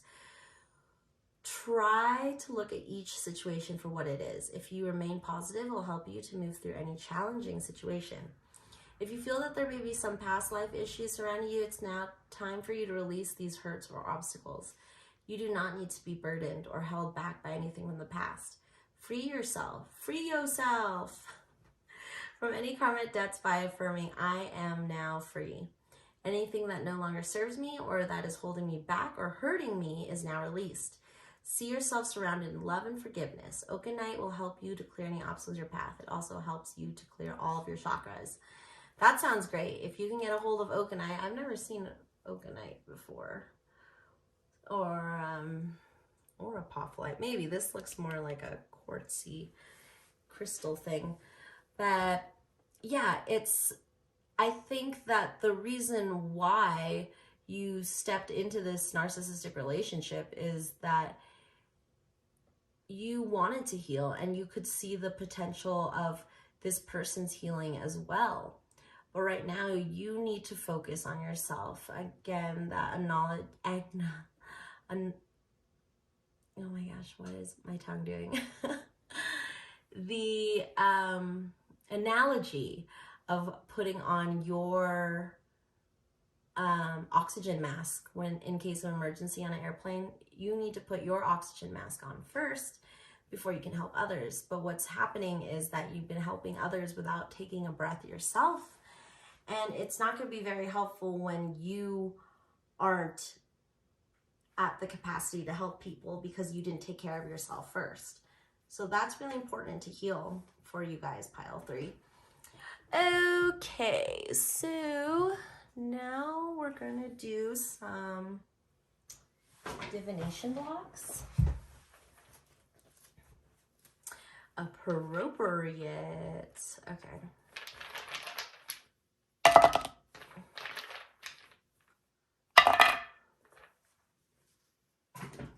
Okay. I kind of wanted to draw your attention to these two animals here. The frog and the elephant. So first of all, the frog and the elephant has been known as, like, in Asian culture, like lucky animals, but they're also very different. Like frog skin is very porous and elephant skin is very tough and dry. So what I'm getting from this is that, again, reuniting those parts of yourself, that absorbent, spongy person, while also being able to shield yourself and protect yourself. So learn about shielding, putting up spiritual barriers so that people don't zap away your energy. And especially if you're dealing with someone who is so caught up in depression, negativity, that it spills out over to you, it is really important that you keep those boundaries up so that you are not drained yourself. So then both of you aren't both drained and grumpy and sad and angry at each other. That you can both put up your shields and put them down when you're receiving love. And this person obviously needs love. Everyone who's toxic is just acting out of a need for love, is what I believe. So if you do want to keep working with this person or having some sort of relationship with them, then work that way. Work on protecting yourself first, cleansing yourself, and I want to say pleasuring yourself. That sounds weird. Just finding your joys and doing that so that everything isn't reliant on this person, especially if this person isn't in the mindset to give back to you what you have given. And don't expect, it's not really giving when you keep giving and keep expecting things. Giving is about just letting go, releasing, and giving to other people. So for letters and numbers, we have J and I, 11 and 4. And then we have the ball of yarn and the car. So I feel like there's some sort of distance between you, if not a physical one, like an emotional one, where there's like you guys are two ends of a string, but there's all this ball to go through. So this is what the car is this. I feel like you're just traveling. You're trying to meet in the middle of your string ball, and just understanding that you can get there. That if your car breaks down, you know how to fix it. This is like metaphorically, but like on this journey to healing this person, because I truly believe you can heal this person. It's going to take a lot of work, and first and foremost, a lot of work on yourself first before you can start helping them. Because also, they can see how you're improving by helping themselves, because ultimately, to help out a narcissist, you've got to help them find their self-worth, because a narcissist is demeaning and to people, and people have that idea of like a narcissist being like too into self-care or overly too much self-esteem or something like that. So you got to strike a balance in both receiving love and healing and all that stuff. I lost my train of thought. So let's get out some charms and see if there's any more messages we have. Okay. Oh. Okay, we got Sacramento, California is where I was born and raised. And for this is just kind of my sign that ancestors are behind you, and that, you know, your hometown may be significant. Maybe it will help for you to go back and take a trip to your hometown or where you grew up and figure yourself out that way. But also that you can, a part of your spiritual community and your physical community can be your family. And especially for family members who've passed, a lot of people take for granted that they're still here and can help you with advice more in a clearer way than they would have if they still were in their bodies, because a lot of things get blocked in our world when we're living in our meat bodies. So when we're out of our bodies, we get a different perspective on life. And that's why people do psychedelics, so that they can experience things outside of their body, so they can figure out their lives or problems through a different perspective. And then we have the hot dog, which is reminding me of Coney Island and the beach. But I think also maybe sometime in July, because like hot dogs remind me of 4th of July, maybe significant. This is also a eraser. So I'm thinking about like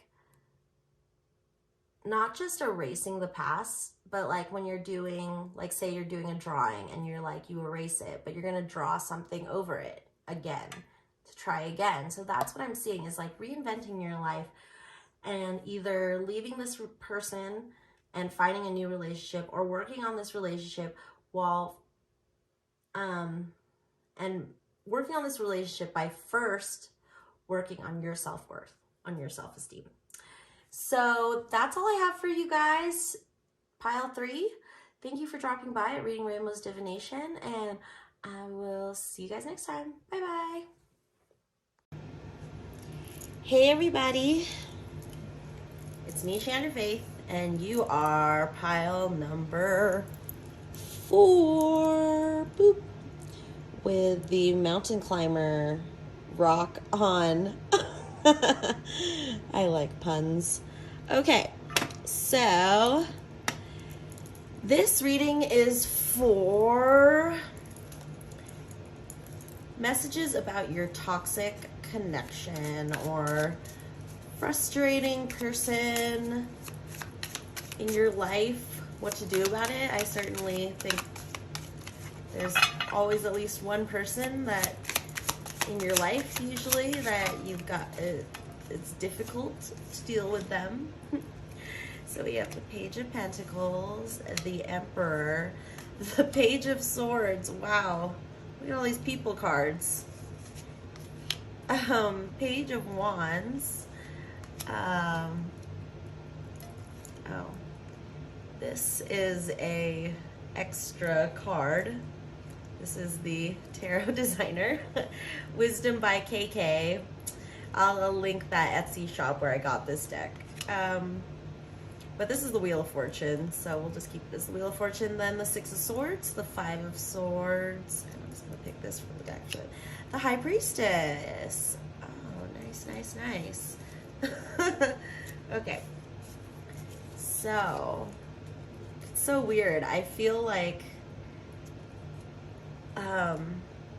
this is definitely not a toxic person. Oh, I forgot to talk about, this is our, I guess me and the spirits, ghost detector that helps us communicate to the spirits. There'll be words popping up, so that can be some messages for you as well. It could relate to the reading, or it could just be some messages from your past loved ones that we are channeling here today. So, you have got the Page of Pentacles, clarified by the Wheel of Fortune. The Emperor, clarified by the Six of Swords. Opposite sentiment. Page of Swords, clarified by the Five of Swords. Page of Wands, clarified by the High Priestess. And your overall bottom of the deck energy is the Tower. The Tower of Power. Oh! Just gonna make sure everything is in shot. Great. So, as they call it in tarot, you're having that tower moment, if that's your overall energy. And it just seems like you're dealing with a lot of big energies here. And what I'm seeing here is you're represented by the High Priestess, who's underneath it all. And for some of you, I am getting like brothers. There's like for some of you, you can have 4 brothers, or dealing with 4 male or masculine figures, because there can be women who have masculine energies of direct action and chivalry. That's the word that was coming in. So let's start with the Page of Pentacles clarified by the Wheel of Fortune. We have the slow moving suit, the Pentacles, and the Page, which is also depicted as a princess in other decks. And so a page or a princess is someone who's just learning, just starting out, as like a student. And for me, I'm getting that this person is starting on their way. Their shield is beautifully painted. There's nothing, it's like this, it's like he's a knight in training. He's not a knight yet, he's a page. So there's the Wheel of Fortune under him. So what I'm seeing is that events in your life are changing everything. The Wheel of Fortune is turning, the Tower is crumbling. And this slow moving energy is what you're going to need to get through the destruction or the change that's happening in your life. And what I'm also getting is that just to harness that power of the Page of Pentacles, that you're starting out on your journey, because you still, before you become a knight, you still have to prove yourself.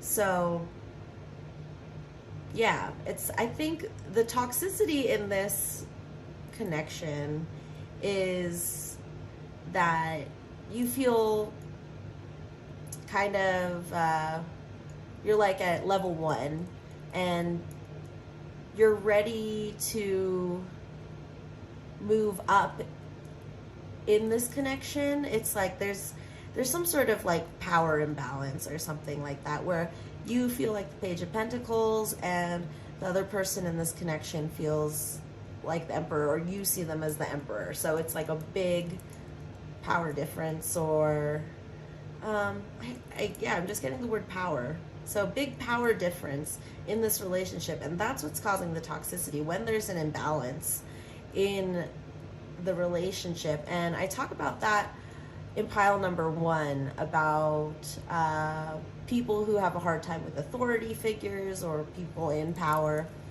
And but your guys' energy, pile 4, is more of like a mentor and a student. I was talking more of like a toxic boss or something like that in pile 1. But here we have more of you're trying to learn from this person. And it's such a confusing energy, because I really don't feel like there's much toxicity in this connection, but more just this like learning a lot. And it's frustrating to you because there's so much to learn. Trigger warning. And maybe there are things in this person that trigger you, and that what I'm getting is that in the process of becoming a knight, you get taken under, you're the page and you're learning from this knight. And so I'm seeing that, like, with this Emperor here, you're under his tutelage. So that word popped in my head. And you have to both, pay your way through, in not in actual money, but paying your dues and learning. I feel like I'm getting this like mental boot camp or actual boot camp, and you're just getting through this process so that you can complete your courses. This could actually have to do with studying and being in school and, trying to pass and being the best student you can be. but it's hard. It's really hard. And not knowing how to deal with that is toxic, because it can just push you in the wrong directions. So we have the Emperor clarified by the Six of Swords, which in regular tarot and Rider-Waite, it's depicted as this woman on a boat who has the swords in the boat. And I like the interpretation of the swords are plugging in the holes of the boat, and so it's just a temporary fix till the boat can get to another island or something to get fixed. But the woman's there and some dude's rowing her, and you're moving away from the choppy waters. And in this depiction, I feel like I have this this little angel guy here. He looks like the Chariot, and he has a little whip, and he's pulling the two flower heads over here. And then this lady, she looks like she's actually kind of like a weed that's growing out of all this water, though, out of all these emotions. Or I feel like she's kind of escaping from the weed, like she's like one of those like pod creatures. Miss you. Okay. So this is this emergence, because in regular tarot for the Six of Swords, the woman sometimes is depicted with a child with her, going in the boat, riding in the boat. And so I'm getting this triggering, this connection that you're asking about triggers a lot of childhood wounds, and you've got to find peace with that. That's what I see with how he's balancing, and it like looking like he's riding a chariot. And you can emerge out of that. I feel like it's kind of like this rebirth. Like this is your inner child, and then you're being reborn as an adult. And you can come out of that cocoon pod, you know, like how a flower blooms. But like the flower blooms and you just pop out, but you have to let the water in. Like a flower needs water to grow and blossom. So water represents emotion, so it's a good idea to see how this person is triggering you and triggering your past, your beliefs, your boundaries. What is it that is what feels toxic to you with this person? But what I'm seeing is you still have a lot of respect for this person. It's just more, I feel like this is more of an internal struggle that's causing the toxicity, is that you just don't feel up to. It's funny how they're both holding these like round gold objects, but they're looking away from each other. So they both have kind of like built from the same cloth. So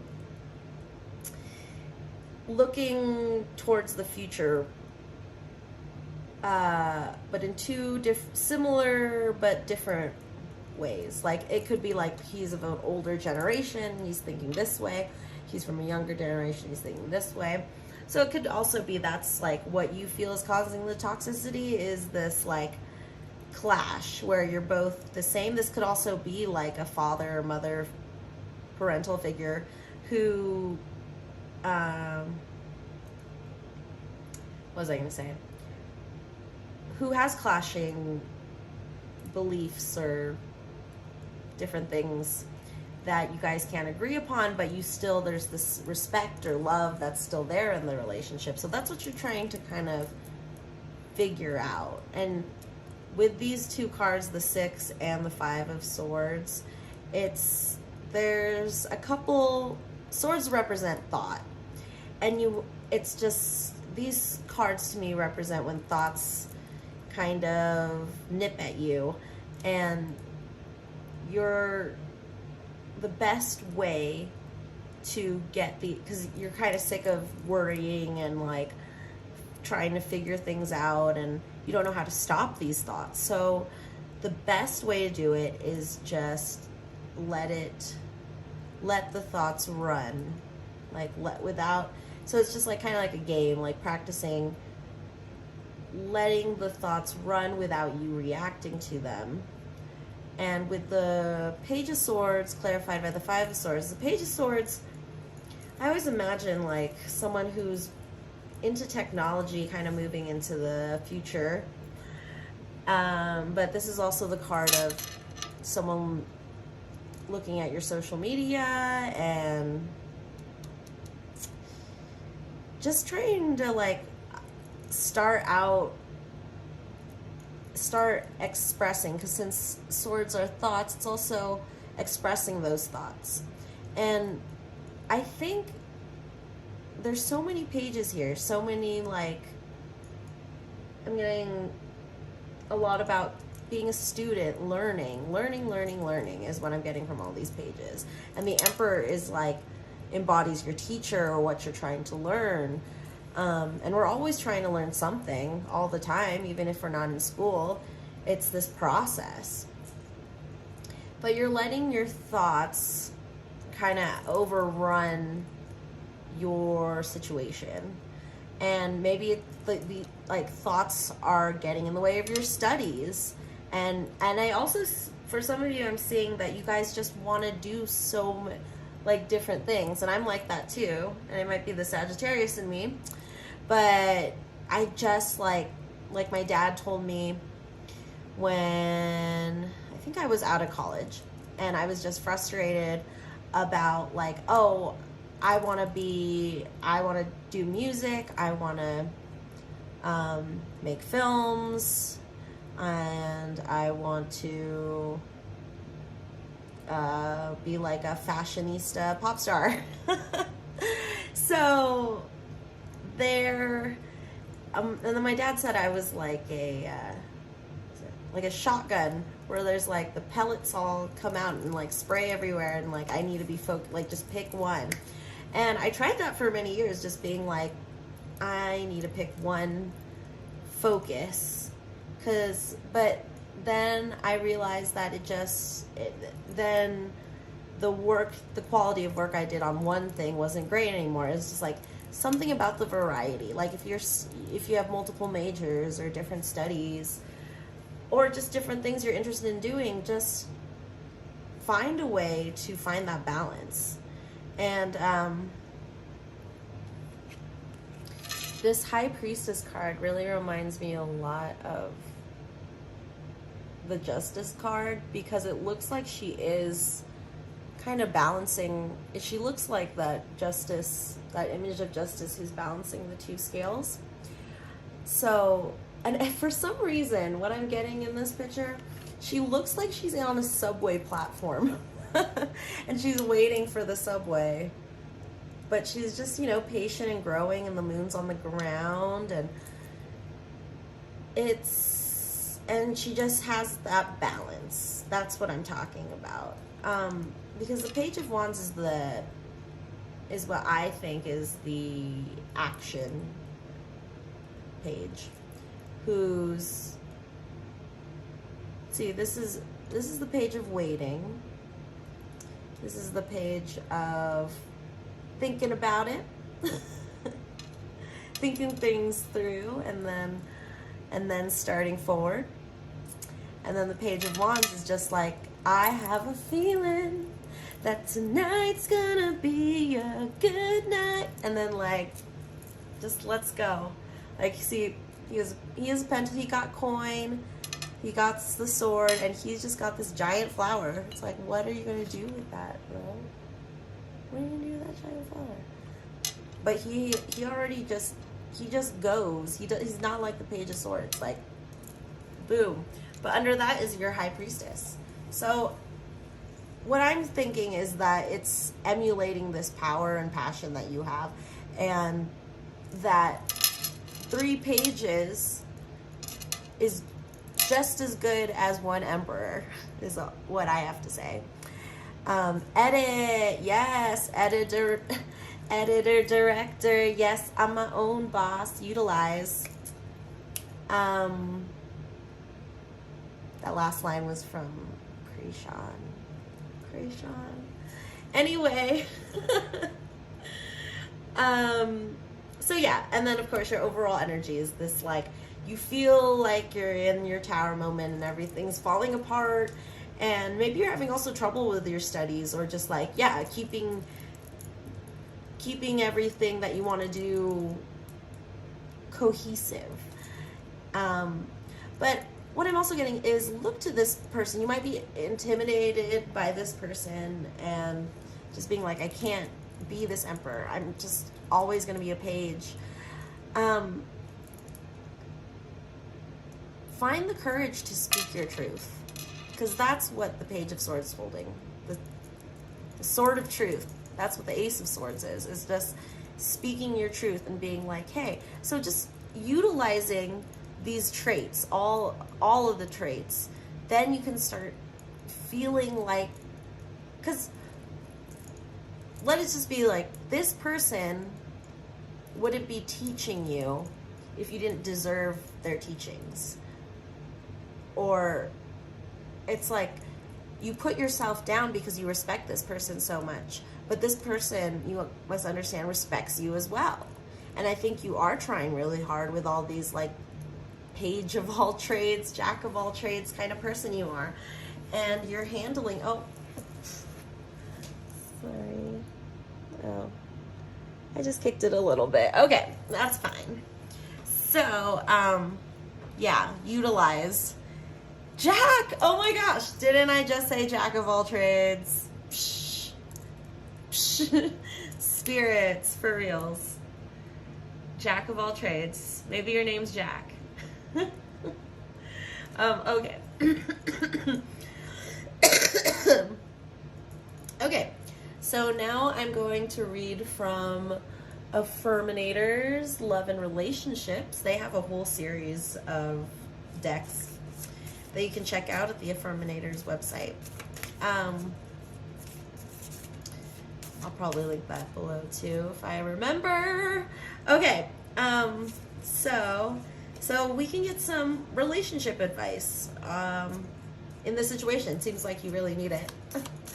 You jack of all trades, you page, and oh yeah, I always feel like if you're doing tarot through the blah blah blah.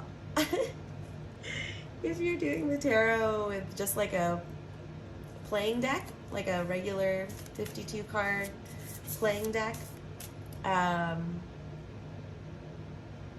always think of, so there's King, Queen, Jack, and I always think of the Jack as a page, but I think you're supposed to think of him as the knight, and there is no page in the regular 52, but yeah, I get that, like, the page would be named Jack. Logical captain.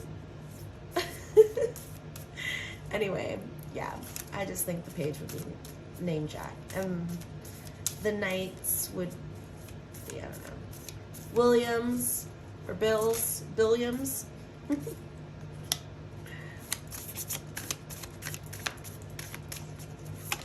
Oh, okay. Whoa. Oh, wow. You're getting a lot of advice. Well, that's great. I feel like you need it too. All right, look at this. No scorekeeping. Like, that's what I'm saying. Like, this person is not, it's not a competition. They're your mentor. So don't get overwhelmed by it. Because I have that. I've been watching The Matrix a lot. Just like falling asleep to it in this last week. And I was just like, it's like you're Neo. You're the one. I mean, you doubt yourself, but Morpheus picked you, bro. Like, you know, a lot of people, like, in the movie, they like doubt it. He doubts himself. He's like, well, I'm really the one. But you are pile fours. Okay. I cut ties with past conflicts and make my personal life a clean, shiny slate. Beginning this moment, everything is new. When an old grievance repeats itself in my head, I introduce it to my new head tenets, tolerance and equanimity. Then I give it stupid t-shirts and records back and tell it to live. I'm gonna read that. I just wanted to make sure that you could see that. Okay. All right, then we have pleasure. I give myself permission to feel pleasure, and I let that pleasure rush into my life in a decadent display of over-the-top abundance. Then I realize that pleasure has been waiting at my door for a long time. It's just that pleasure doesn't knock on doors because loud noises are not super pleasant. So, yeah, take that time. Take that time for yourself. I feel like you've been worrying about this person a lot, and it's like you got to take a break. All this like worrying is piling up your swords down there in your subconscious, and it's like, dude, take a bubble bath. Get two white mice to serve you wine. Oh my gosh! And the bubbles have violins. I really like this card a lot. It's like, what? I want that to... That is what I would want. That does look pleasurable. Okay. Reliability. I am reliable when I say I'll do something. I take whatever that something is seriously. This applies to all commitments, even the ones that may have seemed small and insignificant to a less reliable me. From now on, flaking is just for dandruff commercials and cereal factories. So maybe a lot of this anxiety about you and this person is that you didn't feel reliable, or yeah, maybe you just didn't feel reliable to this person, and there has been mistakes, or you failed in their teachings, or but we make mistakes along our learning path. It's silly to think that we're going to get any smarter by not making mistakes, or that it's better for us to never make a mistake and live perfectly. But that, to me, is not perfect. If you don't make mistakes, then you're never learning what not to do. It just limits your world so much. And just to have that forgiveness always at hand for when you do make mistakes is really great for your self-worth. So yeah, try to be reliable to this person. Just if you made mistakes, just keep going. Like, it's kind of like losing a game. If you're a professional athlete, you lost the game, but you're not going to throw your whole career down the drain. You're going to try again the next game to win it. So use that. So then we have teamwork. I'm determined to be a good teammate in all of my relationships. If we disagree, I'll resist the urge to place blame and look for a way to solve the problem together. When we're a team, everything is game, and when we're on the same side, nobody can lose. Not even the Cubs. Finally, well, I was just talking about losing. So, yes, everything's a game. Yeah, that just reiterates that teamwork mentality. Like, what I'm seeing for some of you is like, I don't know if this literally or metaphorically is this like this person's like your coach, either your life coach, your sports coach, and there's going to be losing games, but overall you can work together to create a winning season, if you understand my sports metaphor. Okay, initiative. Step right up. You're being awarded a boost of initiative. This potent potion will give you the gusto you need to move your life in a previously unexplored direction. If you're in a relationship, then it's time to take initiative and make some interesting plans for you and your partner. If you're not in one, it's time to reach out to old friends, go on adventures, and potentially meet some new cohorts. Either way, this great journey is beginning with one small step, or one short text, or whatever. I'm not the boss of you. So, what I'm getting from this is that, yeah, step up and take the initiative. Prove to your mentor, or what we're saying, or whoever's represented by this emperor, that you are reliable. You are taking the initiative. I think you're feeling very immature or unresponsible right now. in the eyes of this person, and it's all up to you to change that. I think this person is not going to change. They're very set in their ways. In some decks, the Emperor is just represented by a tree, and so it's like they've already grown. It's like for a lot of you, it's going to be an older mentor type person or parental person, or just, yeah, someone who's grounded in their beliefs already, and you're this like new modern thing in their life, and you're trying to make it work out.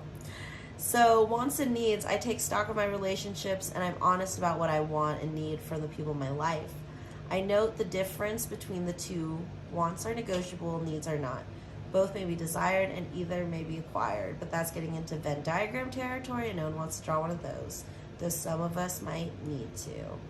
So this is about expressing your wants and needs to this person. Again, using that sword of truth, and maybe it's hard for you to be truthful around this person as well because you get intimidated by them. So it's hard, but that's how you're going to be reliable and take initiative and create that teamwork in this situation, in this connection. All right, so let's get some chakra cards from inside the box. Where did I put it? Oh, here it is. From Eternal Crystals and by Jade Sky.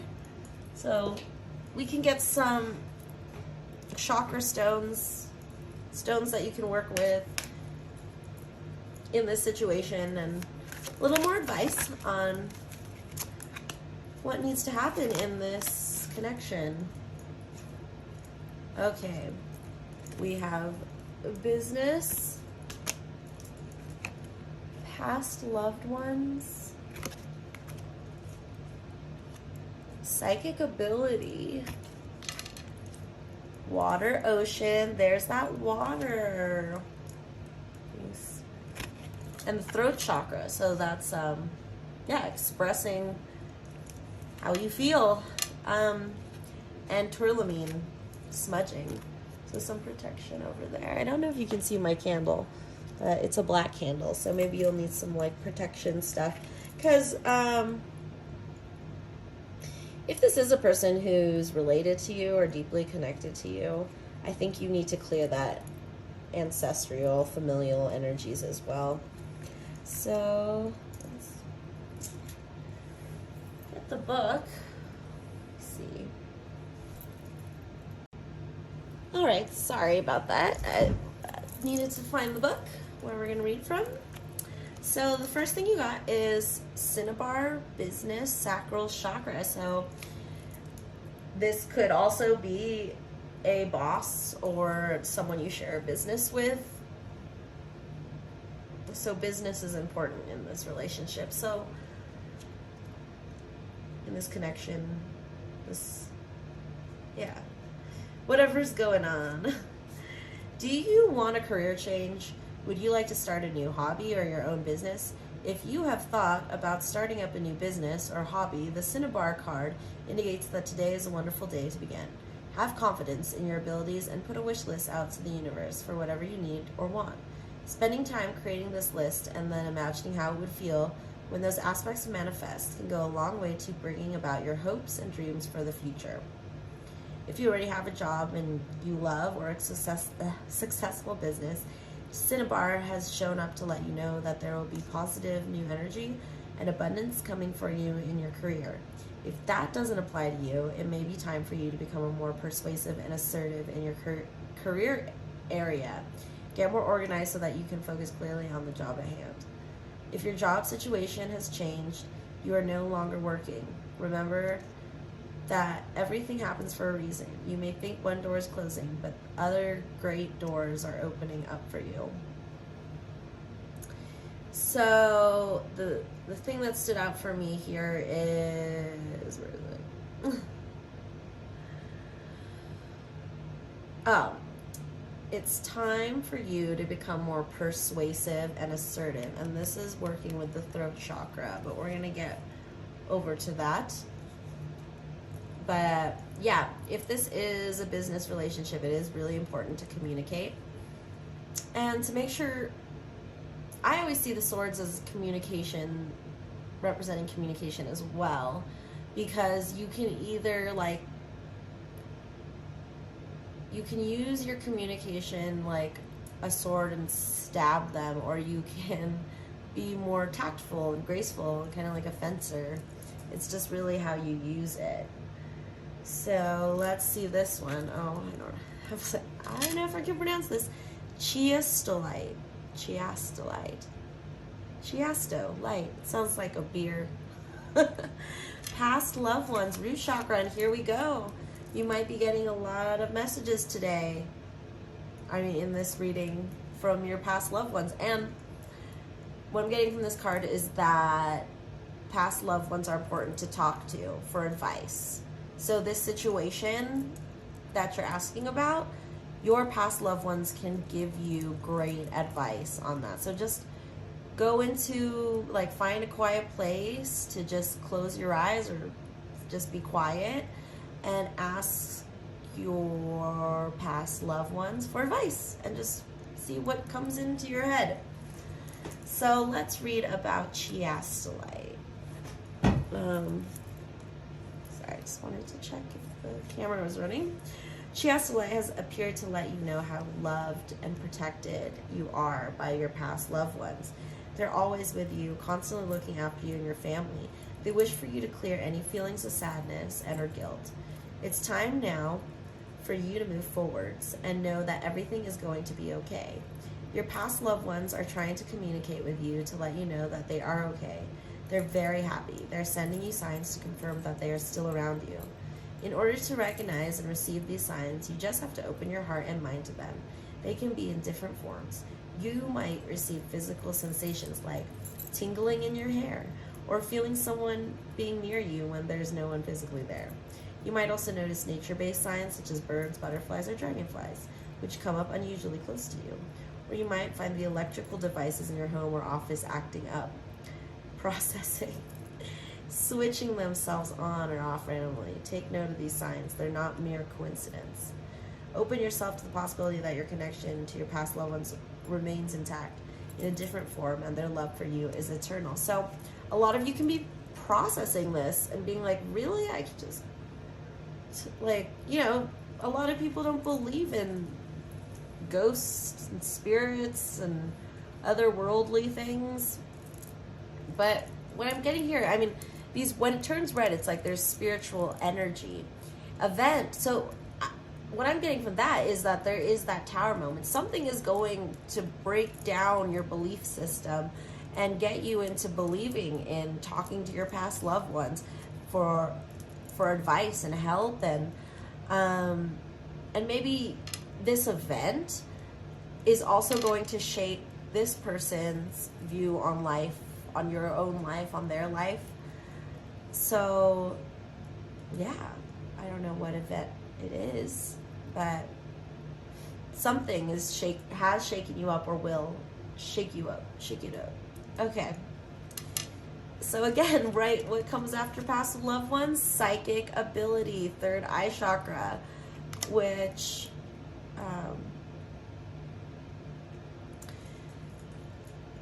third eye is where we get that sixth sense, where we get intuitive messages, and that's what you're going to be using to connect to your past loved ones. If the third eye is blocked, like you're like, I don't believe in this, this is dumb, this is stupid, you can't talk to dead people, they're dead. It's like you have to understand the possibilities in that. You can see that eye in there? There's like a secret eye right there in the background. It's hidden. And disbelief is just as powerful as belief. So if you disbelieve something much, it doesn't exist. You can ignore something and just not believe it's there. So, especially psychic abilities and talking to your past loved ones. You can totally ignore that and not do that. But you're brought to this video and you're here, and if it sounds scary and weird, it's not. And right now, we're talking to your past loved ones because they have this channel to put in words. And this app is showing us that spirits can come in and talk to us. And I think this is a great way to show everybody in the world that these devices are proving that we can speak to the dead. And in the 21st century, that's what we needed. We needed machines that could prove to our logical brains that we can talk to the dead. Because it's like, how do you prove that? So, shout out to all the paranormal device inventors out there. Because they do work with psychics to build these things as well. Because psychics are the connection to that. So some things are beyond science, I think. And I think that the area of pseudoscience shouldn't be called that. It should be more like spiritual science or something like that. Because the categories that are considered, or studies that are considered pseudoscience, I just believe are things that people disbelieve in. It's like, if most people disbelieved in gravity, like, physics would be, the physics we study now would be called a pseudoscience. And just being like, well, we don't know if gravity exists. Or like, if somehow gravity wasn't fully proven, you know, anyway. I'm getting off topic from your actually, but I just feel like there's a lot of skepticism in a lot of you guys, and you're just starting to, like, you know, figure this stuff out, and just somehow was guided to here in this reading. So yeah, I'll try to help you out with that. 23, Labradorite, which I really like. It's like blue. It can be like blue. Is that Labradorite? Maybe I'm wrong. I have it actually. I need to find my stones to show you guys. I think it's somewhere else, but yeah, it's one of my favorite stones, Labradorite. Oh wait, what I showed you was lapis lazuli, which can also connect you to the spirits. But Labradorite is really great. When you draw the Labradorite card, it heralds a time for you to get more in touch with your intuition and psychic ability. You've been born with your own unique psychic gifts. Trust in these gifts and know that you are truly connecting with your spirit guides and angels. Do not be afraid of your psychic abilities. You may receive your psychic information through premonitions, your dreams, or through being clairsentient, which is when you feel something psychically. It's an inner knowing. You may also receive psychic information through clairvoyance, which is seeing something with your third eye or inner eye. If you are already aware of your psychic gifts, Labradorite is here today to make you aware that you need to reawaken these gifts or prepare for a boost in your intention. Your spirit guides have been trying to get your attention. They want to work more closely with you. Notice any signs you receive or feelings that you may have. You may be inspired to attend some spiritual seminars or retreats, or you may feel drawn to a particular spiritual book, which will help you enhance your psychic skills, or this video. So these both were talking about looking for those signs. So maybe you've been ignoring these signs because you've been so disbelieving and so skeptical that it's like you're kind of missing out on, you know, the cheats in life. And it's not like you're cheating. It's just you figure out what, you know, detours, shortcuts. It's helpful things. You're missing out on the helpful things that can help you solve these questions you have. Then we have Larimer, water, ocean, throat chakra. 5. This beautiful Larimer crystal is here to give you a sense of inner peace and tranquility. Feel the relaxing energy surrounding you now. Larimer is connected to the sky and to water and the ocean. And I don't have Larimer with me, but just that blue, the like super blue Larimer, it's just, yeah, even just looking at it, it's very calming and just feels like water. It feels like the feeling of water. When you go to the water, feel all of your tension and worries being washed away. Breathe in the fresh air. Listen to the sound of the nature surrounding you. The waves of the ocean, a running stream, or the wind rustling the leaves of nearby trees. As you listen to or watch the water flow around you, imagine that all your worries or concerns are being swept away with the water. You're being encouraged to go with the flow in all areas of your life, relax and throw all your expectations and all your need for control out the door. Enjoy the freedom of flow and acceptance in your life. And also a great thing that I learned from Patty Negri, a great witch, is when you're feeling super emotional, and I also did this because I live in an area where it snows. When I'm feeling like all this emotion coming out, especially I feel it in my hands, you can either run your hands through a water with a faucet, running water, and just kind of like the water absorbs those emotions and you feel better. Or what I did when I was having a panic attack, I went out to the snow and I just stuck my hands in there and just put all that like tension, emotion, stress into that so I could rasp. I'm feeling a rasp in my voice. Is that what you're talking about, spirits? Oh my goodness. Whoa, I do have a raspy voice. Anyway, distraction. So yeah, work with that. Yeah, any way you can. If you're by the water, and if you're not by the water like me, stick your hands in snow. There's many ways to get in touch with the water, to release that. You can't just keep all this like stress and, you know, being reliable and what was the other card? Reliable and taking initiative takes a lot of energy out of you and weighs you down. So the water, and even just taking a shower, I love taking showers.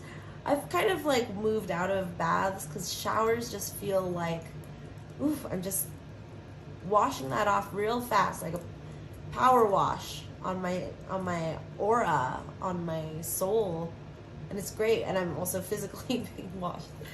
So yeah, showers too, I recommend to get in touch with your throat chakra and your get a Larimer stone for sure.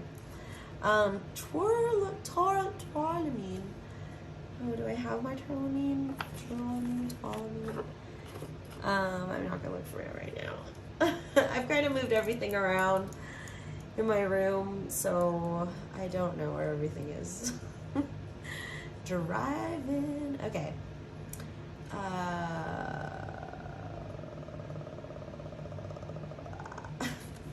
Tourmaline. Cleanse yourself. Yes, that's why I take the showers, because it's like instant cleanse. Focus on getting rid of any old stagnant or negative energy from both your physical body and your home and or work environment. To cleanse your energy and environment, you can use a Native American smudge stick, an incense stick, aromatherapy oils, spritzers, holy water, or even just hold a strong intention to clear the energy. It doesn't matter which tool you choose to smudge, clear your energy. The most important thing is for you to strongly and positively affirm, I ask for all negativity to be removed. I'm clear and clean so is this space. I'm surrounded by pure white light and positive energy. Feel yourself pushing through the heavy energy. See yourself full of white light.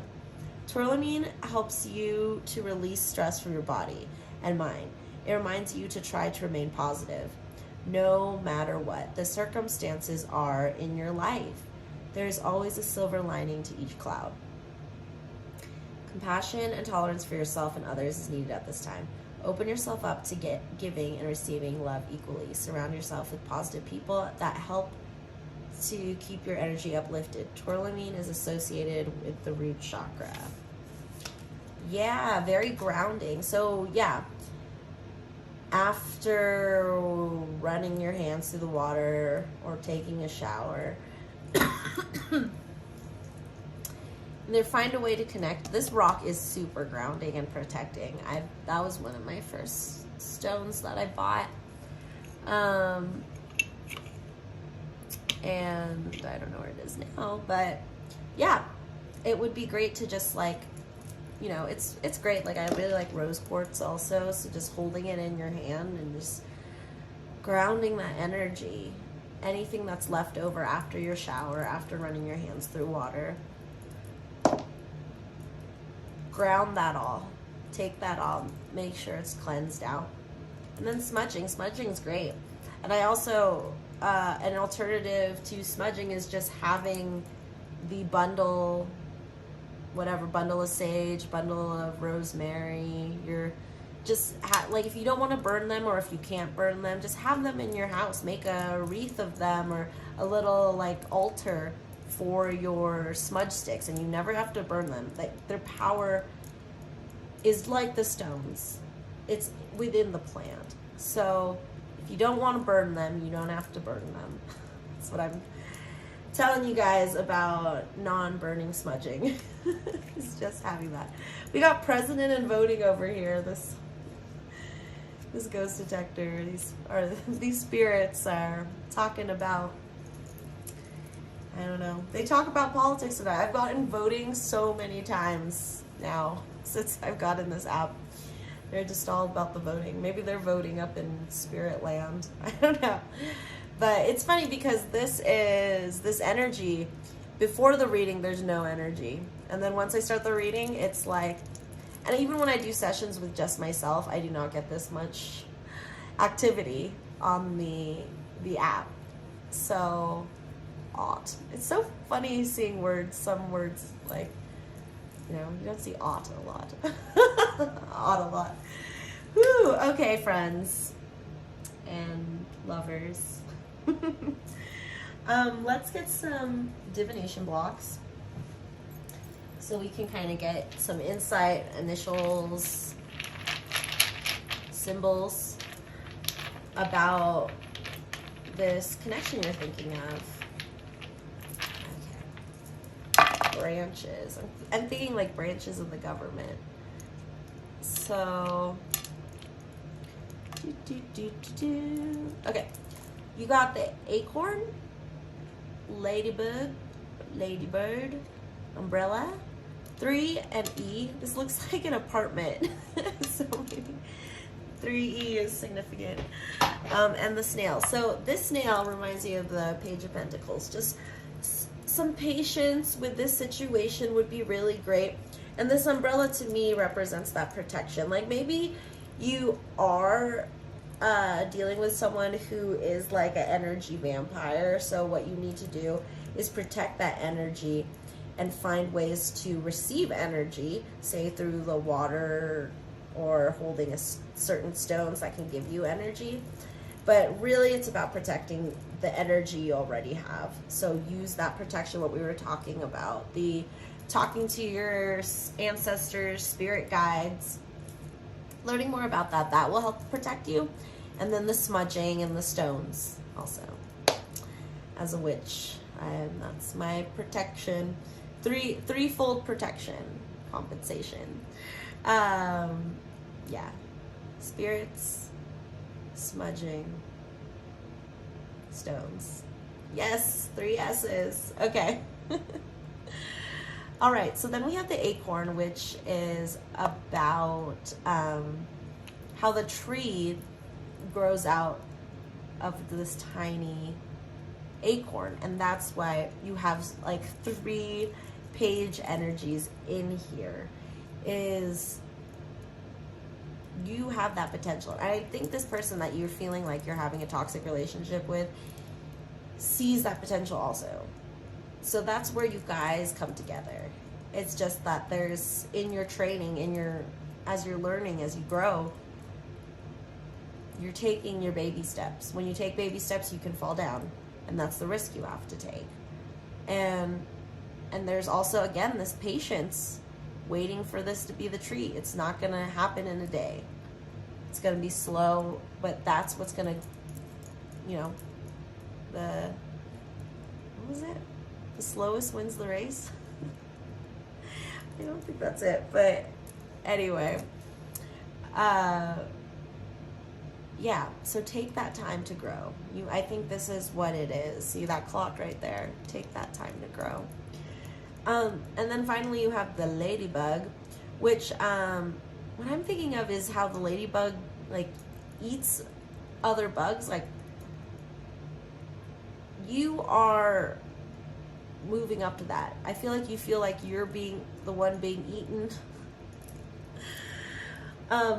You know, you're not the top dog, top bug, but I think you're getting there. Aim high, pile 4. So now we're gonna get some charms, and then we will wrap up this session.